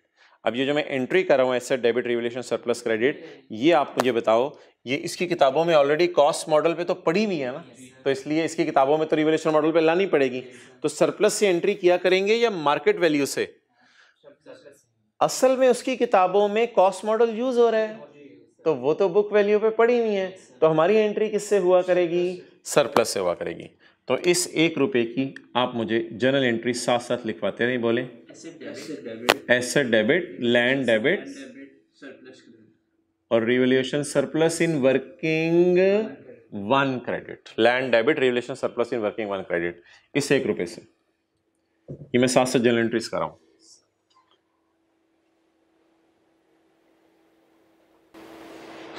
अच्छा जी, तो बोले जी land debit revaluation surplus in working 1 credit. Subsidiary की रिटेन अर्निंग कहाँ है? इधर। सब्सिडरी का कैपिटल कहाँ है? वर्किंग 1 में। तो सब्सिडरी का सरप्लस भी मैंने कहा वर्किंग 1 में डालें। एंट्री करा दें सौदा सी इंट्रो की क्लास वाली, FR1 की क्लास वाली, लैंड डेबिट PP में डाल दें लैंड को, और surplus in working 1 credit. Revaluation surplus land का कितना? 1। देख जरा इधर ऊपर, सऊदी किंग खुश हो रहा होगा, सब्सिडरी की इक्विटी में जान आ रही है। अब भी लॉजिक समझ आई सरप्लस क्यों इधर शो करना है। सऊदी किंग खुश हो रहा होगा। सऊदी किंग इसलिए खुश हो रहा होगा कि सब्सिडरी की इक्विटी में जान आ रही है, जो जब प्राइस निगोशिएट करने लगेंगे तो अच्छे पैसे उससे मांगूंगा, तो इसलिए वो खुश हो रहा होगा सब्सिडरी की इक्विटी में जान आ रही है। तो सब्सिडी की इक्विटी को जानदार कर दिया हमने। क्यों नहीं जानदार थी उसकी इक्विटी? क्योंकि उसने एसेट्स को कॉस्ट मॉडल पे रखा हुआ था। पहली एंट्री होगी। दूसरी एंट्री कराएं यार। एन ऑफिस बिल्डिंग, ये क्या है? आगे नहीं पढ़ना, उसने डायरेक्ट सरप्लस दे दिया। An office building whose fair value is greater than book value. यार ये क्या होता है फिर? इसे मैं क्या कहूं, ये सरप्लस है, ये डायरेक्ट सरप्लस या लॉस की फिगर दे दी है। सरप्लस है या लॉस है? फेयर वैल्यू ज्यादा है बुक वैल्यू से। सोचो यार, सादा सी बात है, सरप्लस है, फेयर वैल्यू ज्यादा है बुक वैल्यू से, फिर तो खुशी की बात है ना, सरप्लस आएगा। तो फेयर वैल्यू अगर ज्यादा है तो इसका मतलब है खुशी की बात है। ये 5000 ना, मेरा ये मशवरा है कि यहां बिल्डिंग का लफ्ज लिख के ना, बिल्डिंग का लफ्ज लिख के डायरेक्ट सरप्लस के कॉलम में डाल दो 5, क्योंकि इसकी बुक वैल्यू और फेयर वैल्यू उसने हमें नहीं दी। उससे खेलना भी नहीं बुक वैल्यू फेयर वैल्यू से, हमने तो किससे खेलना है? सरप्लस से। असल में सब्सिडरी ने सेपरेट बुक्स में रखा होता है कॉस्ट मॉडल पे, हम उसको लेके जाना चाहते हैं रिवैल्यूएशन मॉडल पे। चलें जी, इस 5 रुपए की जनरल एंट्री बताएं। Building debit revaluation surplus in working.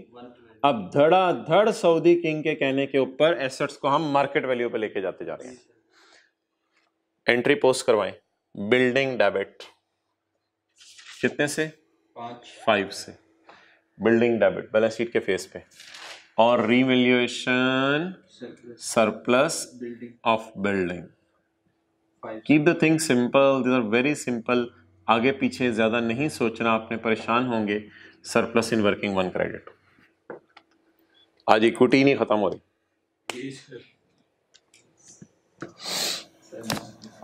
चलें,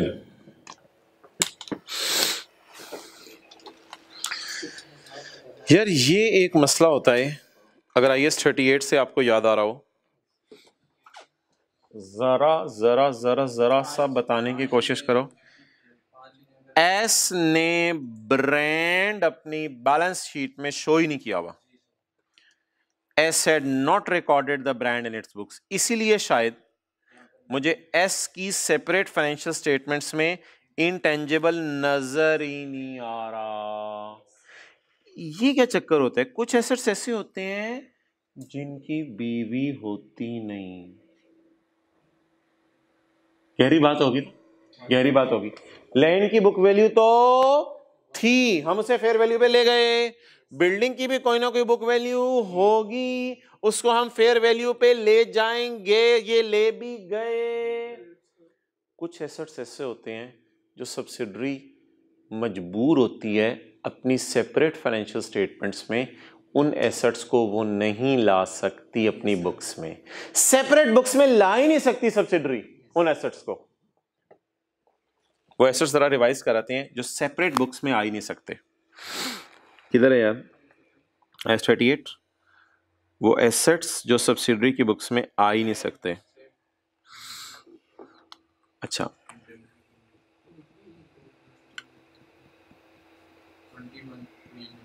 पेज नंबर 21। असल में ये तो वो पुराने नोट्स हैं ना, तो इसमें वो फिर पेज नंबर कुछ और होंगे। बहरहाल समरी पे हम पहुंच जाते हैं। पेज नंबर अच्छा 21। तो आप नोट्स का बता रहे हो ना, इस वक्त किताब का बताओ। 195। तो पेज 195 पे जी पैरा नंबर 63 है। ये चीज़ें इंटेंजिबल्स के तौर पे आपने शो नहीं करनी। इंटरनली जनरेटेड ब्रांड या आपने बैलेंस शीट के तौर पे शो नहीं करना। लेकिन ये बातें सेपरेट फाइनेंशियल स्टेटमेंट की हद तक थी। यार IAS 38 ना हमने दोबारा पढ़ना है किसी दिन, कंसोलिडेटेड फाइनेंशियल स्टेटमेंट के एतबार से। IAS 38 किसी दिन दोबारा पढ़ेंगे कंसोलिडेटेड फाइनेंशियल स्टेटमेंट के एतबार से। एक दो सवाल नोट मैंने छुड़वाए हुए हैं IAS 38 के, वो बाद में पढ़ने हैं। लेकिन मुझे बता दो, क्या इज इट पॉसिबल कि सब्सिडरी की सेपरेट फाइनेंशियल स्टेटमेंट में कोई सी एसेट की बीवी आ ही ना रही हो? तो मोहतरम कुछ एसेट्स ऐसे भी होते हैं जिनकी बीवी नहीं होती। आज एक ऐसे एसेट से हमारा पाला पड़ गया, आज एक ऐसे एसेट से हमारा पाला पड़ गया है जिसकी बीवी ही।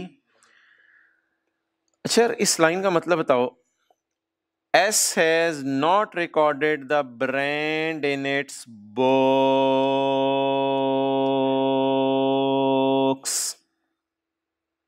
ये मतलब है ना इस लाइन का, यही मतलब है, 100% यही मतलब है। आपने ये नहीं कहना सर बीवी मिसिंग है। बीवी सवाल वाज़ेह बता रहा है जीरो है। क्यों जीरो है? इसलिए रिकॉर्ड नहीं किया होगा कि उसने इंटरनली जनरेट किया होगा। ऐसे not recorded the value of brand, brand लिख लें, इंटरनली जनरेट होगा। खरीदा हुआ ब्रांड तो किताबों में आता है भाई, आगे लिखा हुआ है। नहीं नहीं नहीं, at the rate of acquisition का मतलब ये नहीं है ब्रांड नहीं एक्वायर हो रहा। ओ भाई, ब्रांड नहीं खरीदा जा रहा। जिस दिन पेरेंट सब्सिडरी को खरीदने गया है, ये एक्विजिशन डेट का ये मुराद है, ये ब्रांड नहीं खरीदा हुआ। तो सब्सिडरी ने कोई ब्रांड बनाया था अपनी मेहनत करके, उसको किताबों में क्यों नहीं शो किया हुआ था? क्योंकि IAS 38 सेपरेट फाइनेंशियल स्टेटमेंट्स पर जब लगता है तो सेपरेट फाइनेंशियल स्टेटमेंट लगते हुए कहता है कि इंटरनली जनरेटेड ब्रांड को आपने एसेट के तौर पर रिकॉर्ड नहीं करना। अच्छा जी, यार जब ये ब्रांड है इंटरनली जनरेटेड, तो ये बैलेंस शीट में सब्सिडरी की सेपरेट फाइनेंशियल स्टेटमेंट में आना भी नहीं चाहिए, और शुक्र है आ भी नहीं रहा। बोलो, आना मतलब आएगा, आना भी नहीं चाहिए और आ भी नहीं रहा। इसलिए इसकी बीवी क्या लिख लो? लेकिन सऊदी किंग गएगा जाते हुए, यार इसकी तो कीमत है, और IFRS 3 और 10 इजाजत देता है कंसोलिडेशन वाला, इसको भी फेयर वैल्यू पे लाओ। तो फेयर वैल्यू ब्रांड की कितनी है जी? यार ये क्या चक्कर है, फेयर वैल्यू ही दे दी उसने, कितनी? ये क्या चक्कर है? आप सरप्लस मुझे निकलवा रहे हैं डायरेक्टली 2.5, ये क्या चक्कर है? जितनी फेयर वैल्यू है वही सरप्लस है, ये कैसे हो सकता है? क्योंकि उसकी बीवी जीरो है ना। अजीब सा एसेट हमारे पाले पड़ा है जिसकी बीवी ही जीरो है, बीवी ही जीरो है इसकी। ओके, येलो वाली लाइन का मतलब है बुक वैल्यू जीरो है। और आगे फिर मैंने पढ़ा इसकी फेयर वैल्यू 2500 है।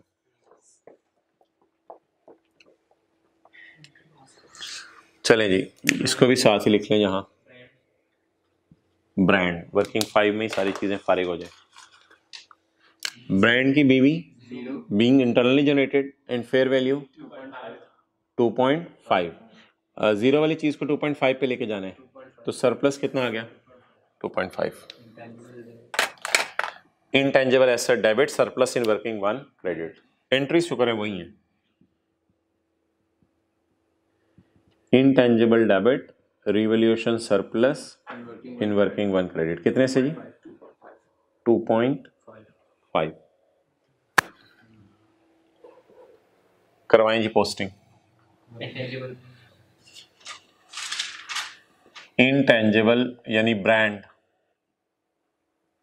ब्रांड डेबिट कितने से 2.5, इधर कॉलम में लिखना है ब्रांड डेबिट 2.5 और रिवैल्यूएशन सरप्लस ऑन ब्रांड कितना 2.5।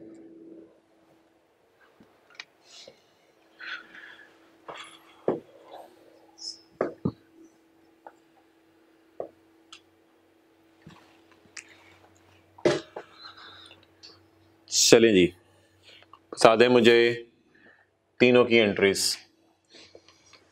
लैंड महंगी हो गई, land debit surplus in working 1 credit. Building debit surplus in working 1 credit. Brand debit surplus in working 1 credit.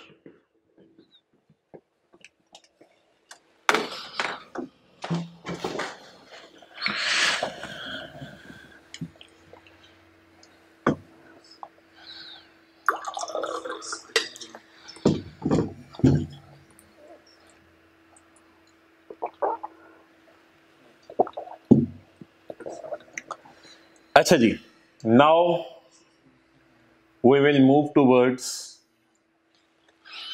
दी। चले यहां पे आपने खड़े हुए गुडविल शुडविल निकालनी है, सारी चीजें करनी है, कर लें।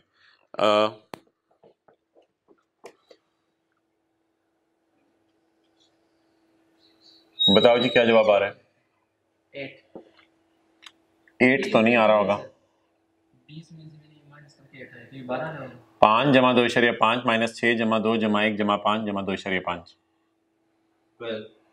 12। What is this 12? ये इक्विटी आ गई हमारी, आज सरप्लस भी डाल दिया हमने इसमें, ये इक्विटी के वर्थ आ गई। क्या मैंने 12 वाली चीज 20 में खरीदी? ना ना ना ना, 12 वाली चीज का 30% नहीं खरीदा। एक्सेलेंट, 12 वाली चीज का 30% नहीं खरीदा। अच्छा, जब फेयर वैल्यू नहीं है तो फिर लिख लो यहाँ एनसीआई को प्रोपोर्शनेट पे रखेंगे, सवाल में दी नहीं हुई, एनसीआई को प्रोपोर्शनेट पे रखेंगे सवाल में। तो आज रिटेन्ड अर्निंग के साथ हमने कैपिटल रिजर्व्स भी डाल दिए, सरप्लस वगैरह भी डाल दिए। बताओ यार क्या करना है? एनसीआई, अब एनसीआई लिखा करो, पेबल शेबल छोड़ो, एनसीआई 12 इंटू 25% हमारा नहीं है। अच्छा 70% हमने एक्वायर किया, 12 इंटू 30% हमारा नहीं है। अब ना सवाल में जो भी चीज आ रही है नई, उसकी जनरल एंट्री पूरी करनी है साथ साथ। 3.6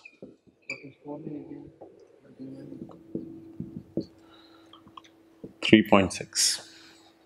नेक्स्ट जी, गुडविल निकालनी है, बैलेंसिंग। गुडविल निकालो, बैलेंसिंग।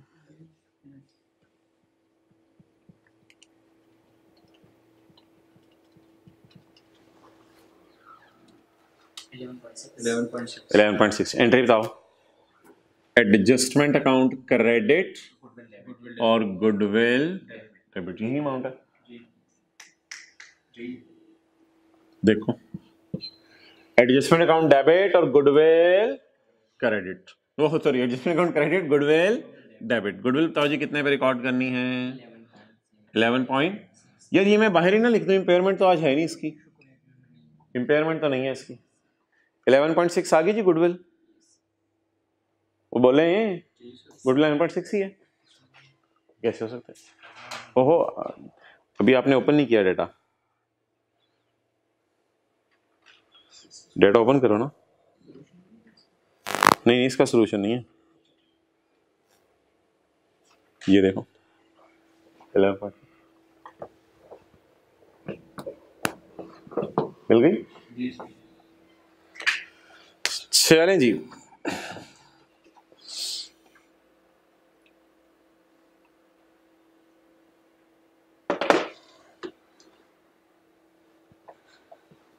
डन। Yes. अगली चीज जी, आखिरी आज की डिप्रीसिएशन। अभी तो यार खुला टाइम है हमारा 20-25 मिनट। चलो डेप्रिसिएशन रिकॉर्ड करो, फारग करें फिर डेप्रिसिएशन। यार डेप्रिसिएशन जो है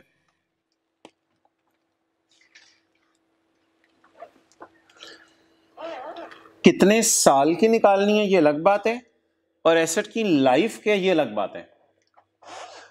अच्छा इधर देखो यार, और भाई इधर देखो यार, ये ना दो अलग अलग बातें हैं।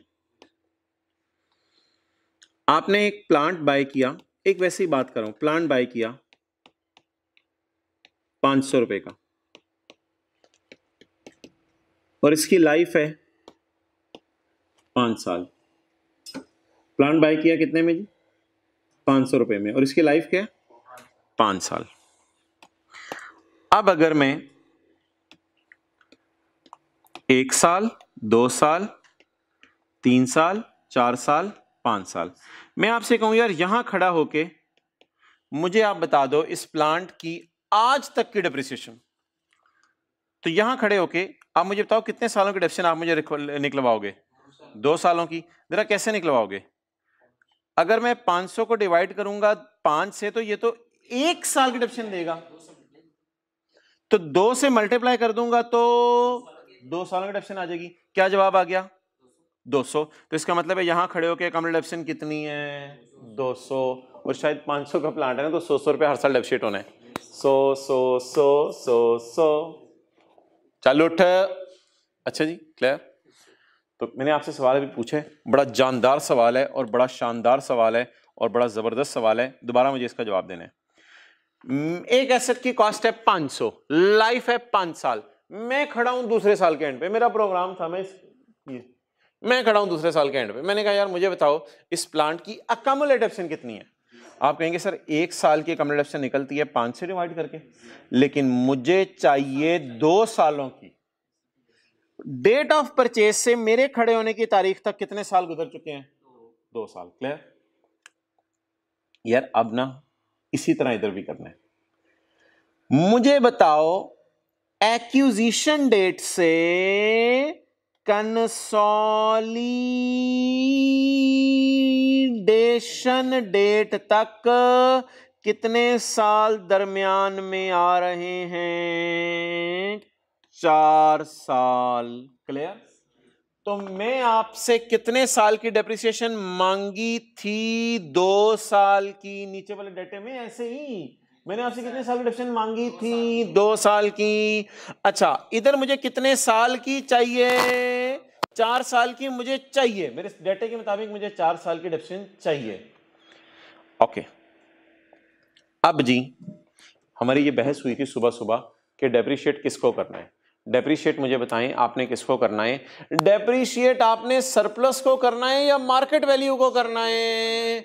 मोहतरम डेप्रिशिएट सरप्लस को करना है। लॉजिक याद रखो, बुक वैल्यूज यानी कॉस्ट मॉडल वाली वैल्यूज पर कौन डेप्रिशिएट कर रहा होगा? सब्सिडरी सेपरेट फाइनेंशियल स्टेटमेंट में।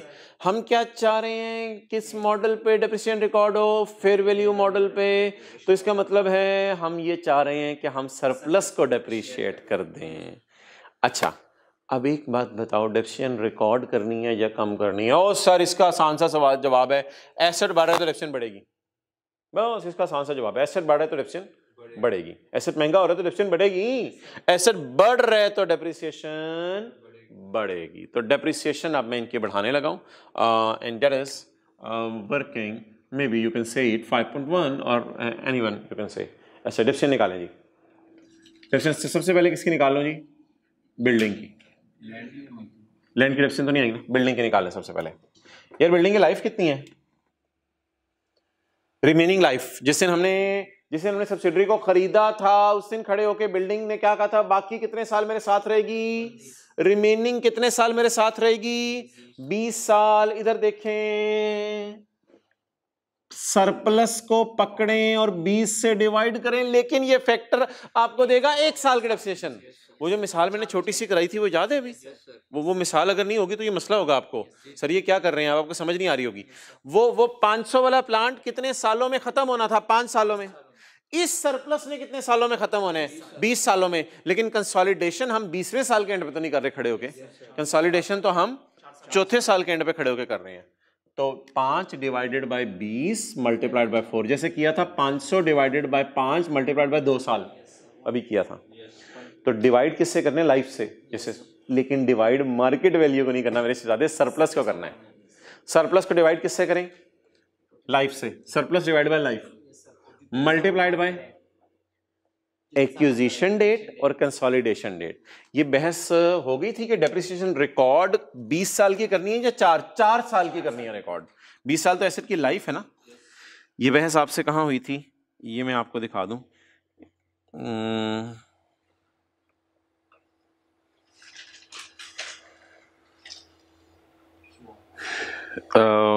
हाँ, ये बहस आपसे यहां हुई थी।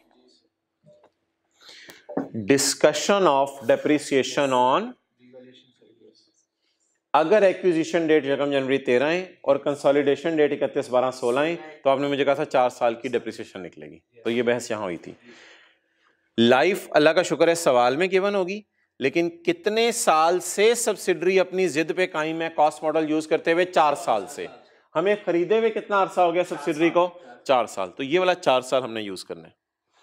अच्छा, बुक वैल्यू को डेप्रिशिएट किया करना, मार्केट वैल्यू को ना ना ना ना ना बुक वैल्यू को डेप्रिशिएट करना, ना मार्केट वैल्यू को। बुक वैल्यू को कौन डेप्रिशिएट कर रहा होगा? सब्सिडरी। सेपरेट फाइनेंशियल स्टेटमेंट्स में हम क्या चाह रहे थे, किसको वैल्यू करे? सरप्लस, फेयर वैल्यू को।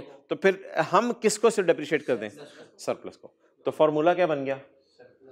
Surplus divided by remaining life multiplied by number of years between acquisition date and consolidation date. दोबारा बोलो, surplus divided by remaining life of building multiplied by number of years between acquisition date and consolidation date. Amount बताओ? 1। अच्छा, अभी मैं इसकी entry नहीं कर रहा, दूसरे की भी मुझे वर्किंग निकलवा लें। वर्किंग 5.1 ही जाने दें, खैर है। कि कौन दूसरा कौन सा एसेट है जी? इनटेंजिबल है या ब्रांड है? अच्छा, इसका सरप्लस कितना है यार? 2.5। अच्छा, इस एसेट ने कितने सालों में खत्म हो जाना है? ये ना सवाल से जरा देखें, इस एसेट की लाइफ कितनी रहेगी है बकाया? इस एसेट की बकाया लाइफ रहेगी है 5 साल। अगर मैं 5 पे डिवाइड करूं तो ये मुझे कितने अरसे की डेप्रिसिएशन देगा? 1 साल की। जैसे वो प्लांट नहीं दिखाया था अभी 500 रुपए वाला, इस सवाल से हट के बात की थी। तो इसको मैं अगर लाइफ से डिवाइड करूं तो ये 1 साल की मुझे देगा।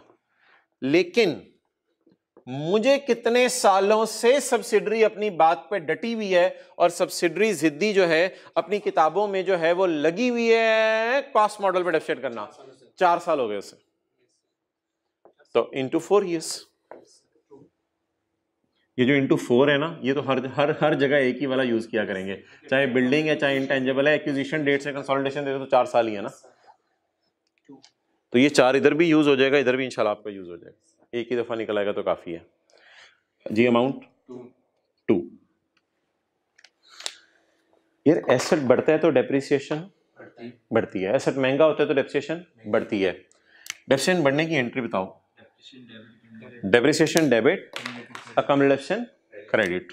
ये इस तरह लिख लेते हैं ना, डेप्रिसिएशन डेबिट और एसेट क्रेडिट। बोलो बोलो, डेप्रिसिएशन डेबिट, एसेट क्रेडिट। और इधर अमोर्टाइजेशन डेबिट और इंटेंजिबल क्रेडिट या ब्रांड क्रेडिट। अमोर्टाइजेशन डेबिट और ब्रांड क्रेडिट कितने रुपए से? 2 रुपए से, और ये वाली 1 रुपए से। चलो जी, जनरल एंट्री लिखो।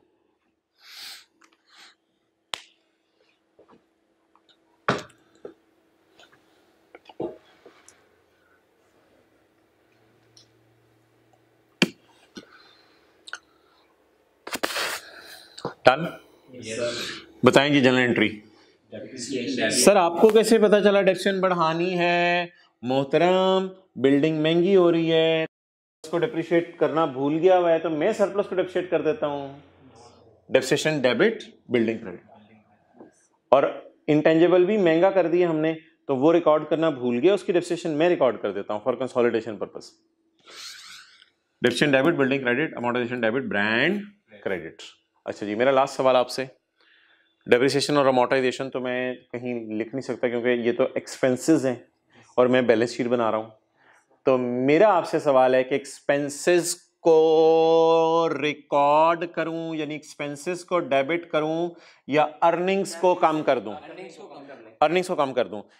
इसमें बिल्कुल नहीं सोचना आपने, मैं एक सवाल बोलूंगा आपने फौरन जवाब देना है। ये दोनों एसेट्स किसके हैं? बिल्डिंग किसकी है और इनटेंजिबल किसकी हैं? खुदा के लिए कोई ब्लंडर ना मारना यार। बिल्डिंग किसकी रीवैल्यू हो रही है और वो किसका रीवैल्यू हो रहा है?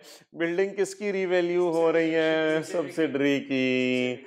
और ब्रांड भी किसका रीवैल्यू हो रहा है? सब्सिडरी का। सब्सिडरी के कितने मालिक हैं? दो।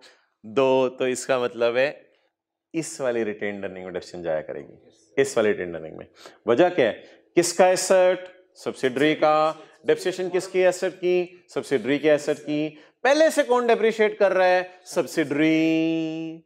और आप डीप डाउन सोचना चाहते हो तो इस प्रॉफिट तक आते हुए डेप्रिसिएशन कॉस्ट मॉडल वाली रिकॉर्ड होगी भी है, हम फेयर वैल्यू मॉडल वाली रिकॉर्ड करना चाहते हैं। तो इसलिए यार ये तो पक्की ठक्की बात है ना, सब्सिडरी के एसेट्स के ऊपर ही आपने ये सारा काम किया है। इधर बेशक ऊपर हेडिंग दे दें अगर आप वर्किंग 5 में आपको भूलने का डर है। एस के एसेट्स पे सारा काम कर रहे हैं आप। खरीदने किसको जा रहे हैं? एस को। तो जब एस को खरीदने जा रहे हैं तो सारे काम उसके एसेट्स के ऊपर करें। अच्छा, अब यार डेप्रिसिएशन को ब्रैकेट में ले लो और इसकी जगह लिख दो, बोलो बोलो बोलो, अर्निंग कम कर देते हैं। आपको पता है खर्चे बढ़ने से अर्निंग कम हो जाती है। अर्निंग कम means retained earning debit. Amortization की जगह एसआरई। खर्चे बढ़ाएं या अर्निंग कम कर दें? अब तो कुछ भी नहीं रह गया, एंट्री पोस्ट करनी है बस जी। बिल्डिंग की मैं क्या रिकॉर्ड करने लगा हूं? डेप्रीसिएशन। बिल्डिंग की डेप्रीसिएशन। देखो इधर, खर्चा डेबिट या अर्निंग डेबिट? अर्निंग कम। अर्निंग कम। अर्निंग कम कर दो कितने से? 1 से। अर्निंग कम और बिल्डिंग क्रेडिट। बिल्डिंग कहां? पीपी में कर दो ना। चलो जी, अगली एंट्री बताओ, बोलो। अर्निंग कम, अर्निंग कम और ब्रांड कम। अर्निंग कम यानी ब्रांड की अमोर्टाइजेशन। अर्निंग कम कितने से? अर्निंग कम और ब्रांड कम।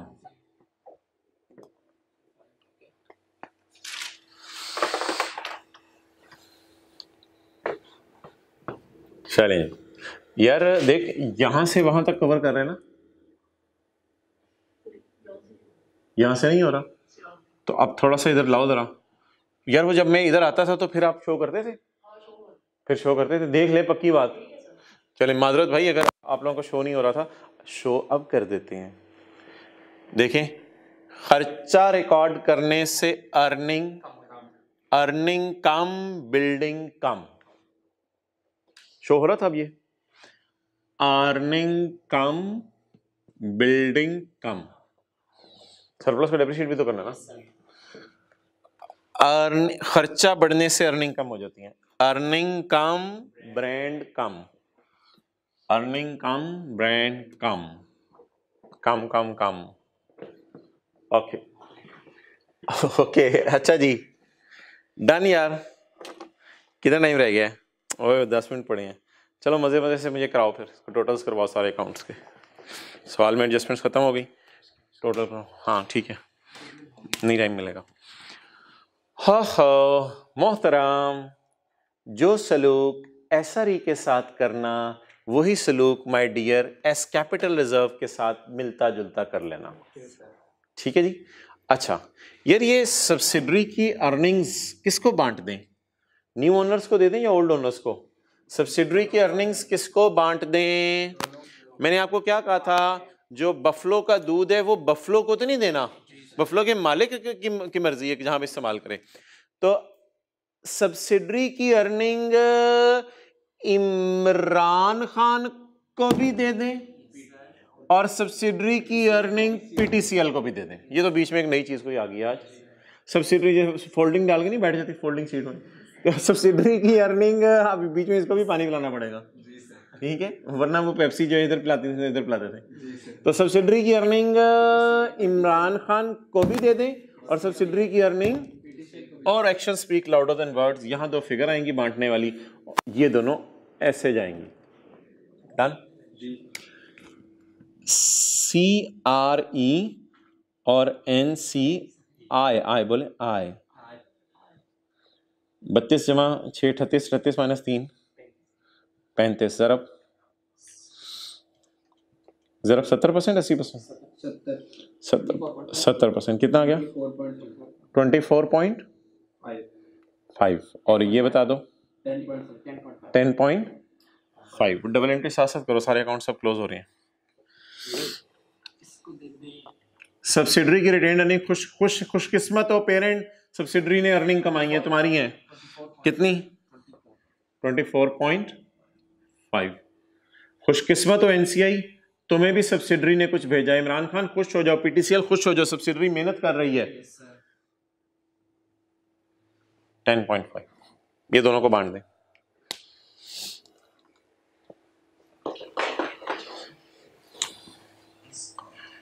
थोड़ा सा अटेंटिव होना है, आपसे मैं सजेशन ले रहा हूं कि ये 8.5 हाँ सही कह रहा हूं मैं, 8.5 10/5 - 2 8.5। सब्सिडरी का तो सब बांट देना होता है ना, सब्सिडरी का तो सब बांट देना होता है।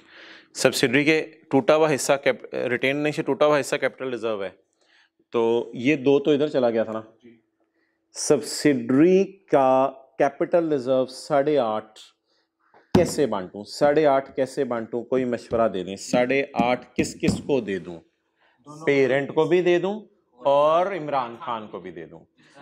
अब मेरा आपसे सिर्फ ये सवाल है, 8.5 को कहां ले जाऊं, CRE NCI में बेहतर है या कोई और राय आप देना चाहते हैं, कोई और राय देना चाहते हैं, जरा सोच लें।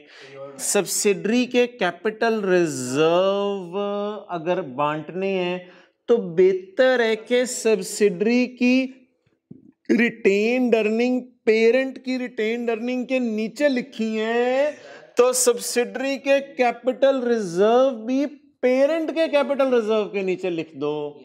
लेकिन एनसीआई के लिए तो हमने कोई 2 अलग से अकाउंट नहीं बनाए हुए, तो एनसीआई तो फिर इधर ही लिखना पड़ेगा। एनसीआई के लिए कोई रिटेन्ड अर्निंग का और कैपिटल रिजर्व का अलग अलग अकाउंट नहीं बनाया हुआ। तो आखिरी और इंपॉर्टेंट बात आज की ये थी, क्या सब्सिडरी की रिटेन्ड अर्निंग CRE में और NCI में फेंक दे और सब्सिडरी के कैपिटल रिजर्व पेरेंट के कैपिटल रिजर्व और NCI में फेंक दे। आप देखना ये जरा एक्शन शायद आपको याद रहे, ये इस तरह CRE NCI को दे दे और ये जो आने 8.5 के 2 टुकड़े करेंगे, 8.5 इसको और इसको दे दे। NCI के 2-3 अकाउंट हमने नहीं बनाए हुए, लेकिन इसके पेरेंट के हमने 2 अकाउंट बनाए हुए हैं, इसके रिटेन अर्निंग लगा के कैपिटल रिजर्व लगा के। तो ये थोड़ा सा जरा याद रखने वाली बात है, याद रख लीजिएगा। पोस्ट का मतलब है यानी हमारे खरीदने के बाद उसने कितना कमाया, 8.5। गलत तरीका क्या है ये, लेकिन देखने में ये पुराना है। गलत तरीका है CRE NCI। बेहतर तरीका ये है कि CRE छोड़ो, कंसोलिडेटेड कैपिटल रिजर्व में ले जाओ। चलो फिगर कितनी आ रही थी, 8.5 ज़रब 70% जी 5.9, ओहो अजीब सा करवा रहे हो सवाल, चलो खैर है 5.95 राउंड कर सकते हैं, कोई मसला नहीं। NCI 8.5 को यार नजर आ रहा है कैमरे में, 8.5 को 30% बताओ 2.55। ये किसको दे दें, NCI को, इमरान खान को। डन जी। जी। तो इसकी जनरल एंट्री पूरी पोस्ट करवा दें 5.95 और इसको 2.55 जी। इधर क्या लिखो? Subsidiary capital reserve, subsidiary capital reserve. देखो यार कितने अच्छे लग रहे हैं। इधर सब्सिडरी पेरेंट की रिटेन अर्निंग का इंतजार कर रही थी, पेरेंट अपनी रिटेन अर्निंग इधर लिख रही थी, सब्सिडी की रिटेन अर्निंग का इंतजार कर रही थी, पेरेंट के कैपिटल रिजर्व सब्सिडी के कैपिटल रिजर्व का इंतजार कर रहे थे। तो खत्म हो गया जी सवाल। कुछ भी नहीं रह गया सिवाय इसके कि अब आपने सिर्फ टोटल्स करने हैं। बताओ रिजर्व ने टफ टाइम तो नहीं दिया? रिजर्व ने टफ टाइम नहीं दिया, इसी तरह कैरी डाउन से निकाल लें। सवाल खत्म हो गया। 71.5 71.5 13.95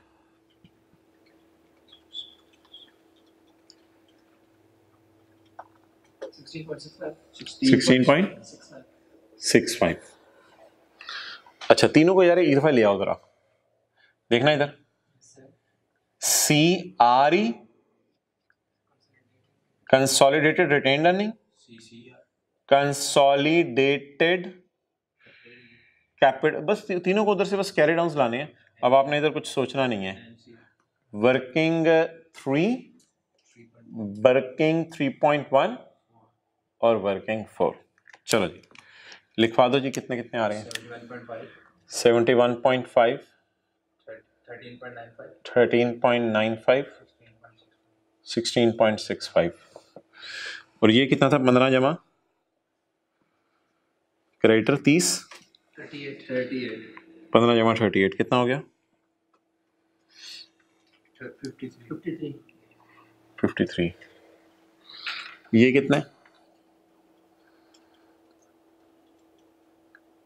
136। ये इन्वेस्टमेंट्स 18.5, ये 0.5 इन 9.5 34 21 0.1 इसका ग्रैंड टोटल 0.1 ना मरवा देगा यार।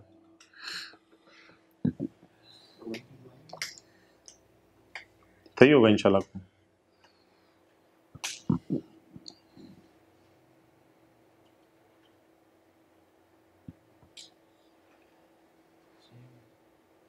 ठीक है बताओ टोटल। आप भी सेशन कर लो। इसका कर लिया आपने? 50 + 5 + आपने कर लिए? अच्छा मैंने कहा आप शायद ऐसे देख रहे थे कुछ चेंज करवानी आपने। 210.1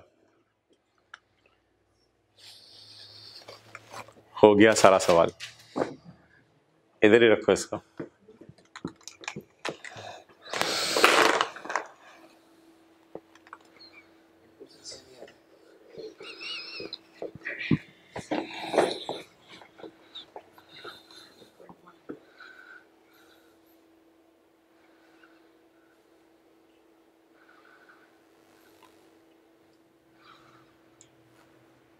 गुड।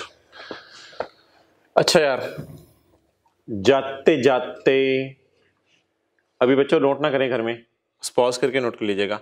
जाते जाते एक चीज बता दें, बीवी और एफई का डिफरेंस बचपन से क्या सीखा हुआ है? सरप्लस। बीवी और एफई का डिफरेंस सरप्लस की कोई नहीं एंट्री नहीं अल्हम्दुलिल्लाह। Asset debit surplus in working 1 credit, ताकि सब्सिडरी की इक्विटी में जान नजर आए। पहली बात। डेप्रिसिएशन में हमेशा डिवाइड लाइफ से करते हैं, याद आ रहे? हमेशा डिवाइड लाइफ से करते हैं, रिमेनिंग लाइफ जो भी हो एसेट की उस पर डिवाइड करते हैं। लेकिन सरप्लस को डिवाइड करना है, सरप्लस को डिवाइड करना है। मल्टीप्लाइंग फैक्टर बता दें जरा। डेट ऑफ एक्विजिशन से कंसोलिडेशन डेटा। अच्छा बच्चे कई दफा पूछते हैं कि सर ये आप 4-4 साल के डेप्शन इकट्ठे क्यों निकाल रहे हैं? भाई बैलेंस शीट एज ऑन बनती है ना, तो बैलेंस शीट एज ऑन बनती है इसलिए 4-4 सालों के डेप्शन में निकालनी पड़ रही है। क्या करें अब? ओवर। अगला सवाल कौन सा है होमवर्क का? ये साथ साथ करने वाला मसला होगा। क्वेश्चन नंबर 7, लेकिन इसमें खाली वही नहीं होगा, फिक्स एसेट की रिवैल्यूएशन नहीं होगी, इसमें वो आपके हाँ इसमें पिछले वाले लेक्चर वाली एडजस्टमेंट्स भी आ रही होंगी। क्लियर? तो क्वेश्चन नंबर 7 पेज नंबर 771। ठीक है जी, और कोई बात तो नहीं करनी थी। अच्छा मैं ऐसा करता हूँ कि वो ना IS 41 के जो टेस्ट है उसकी डिस्कशन जो है वो अपलोड कर देता हूँ, वो 2-3 मिनट की होगी, इसी वीडियो में डलवा दें, इसी इसी इसी पे डाल दो। इसी वीडियो में डाल दें यार, वो फिर 1 घंटे 40 मिनट ज़्यादा होगी, देखने वालों को डर लगेगा। बंद कर दो इस वीडियो को। अल्लाह हाफिज़।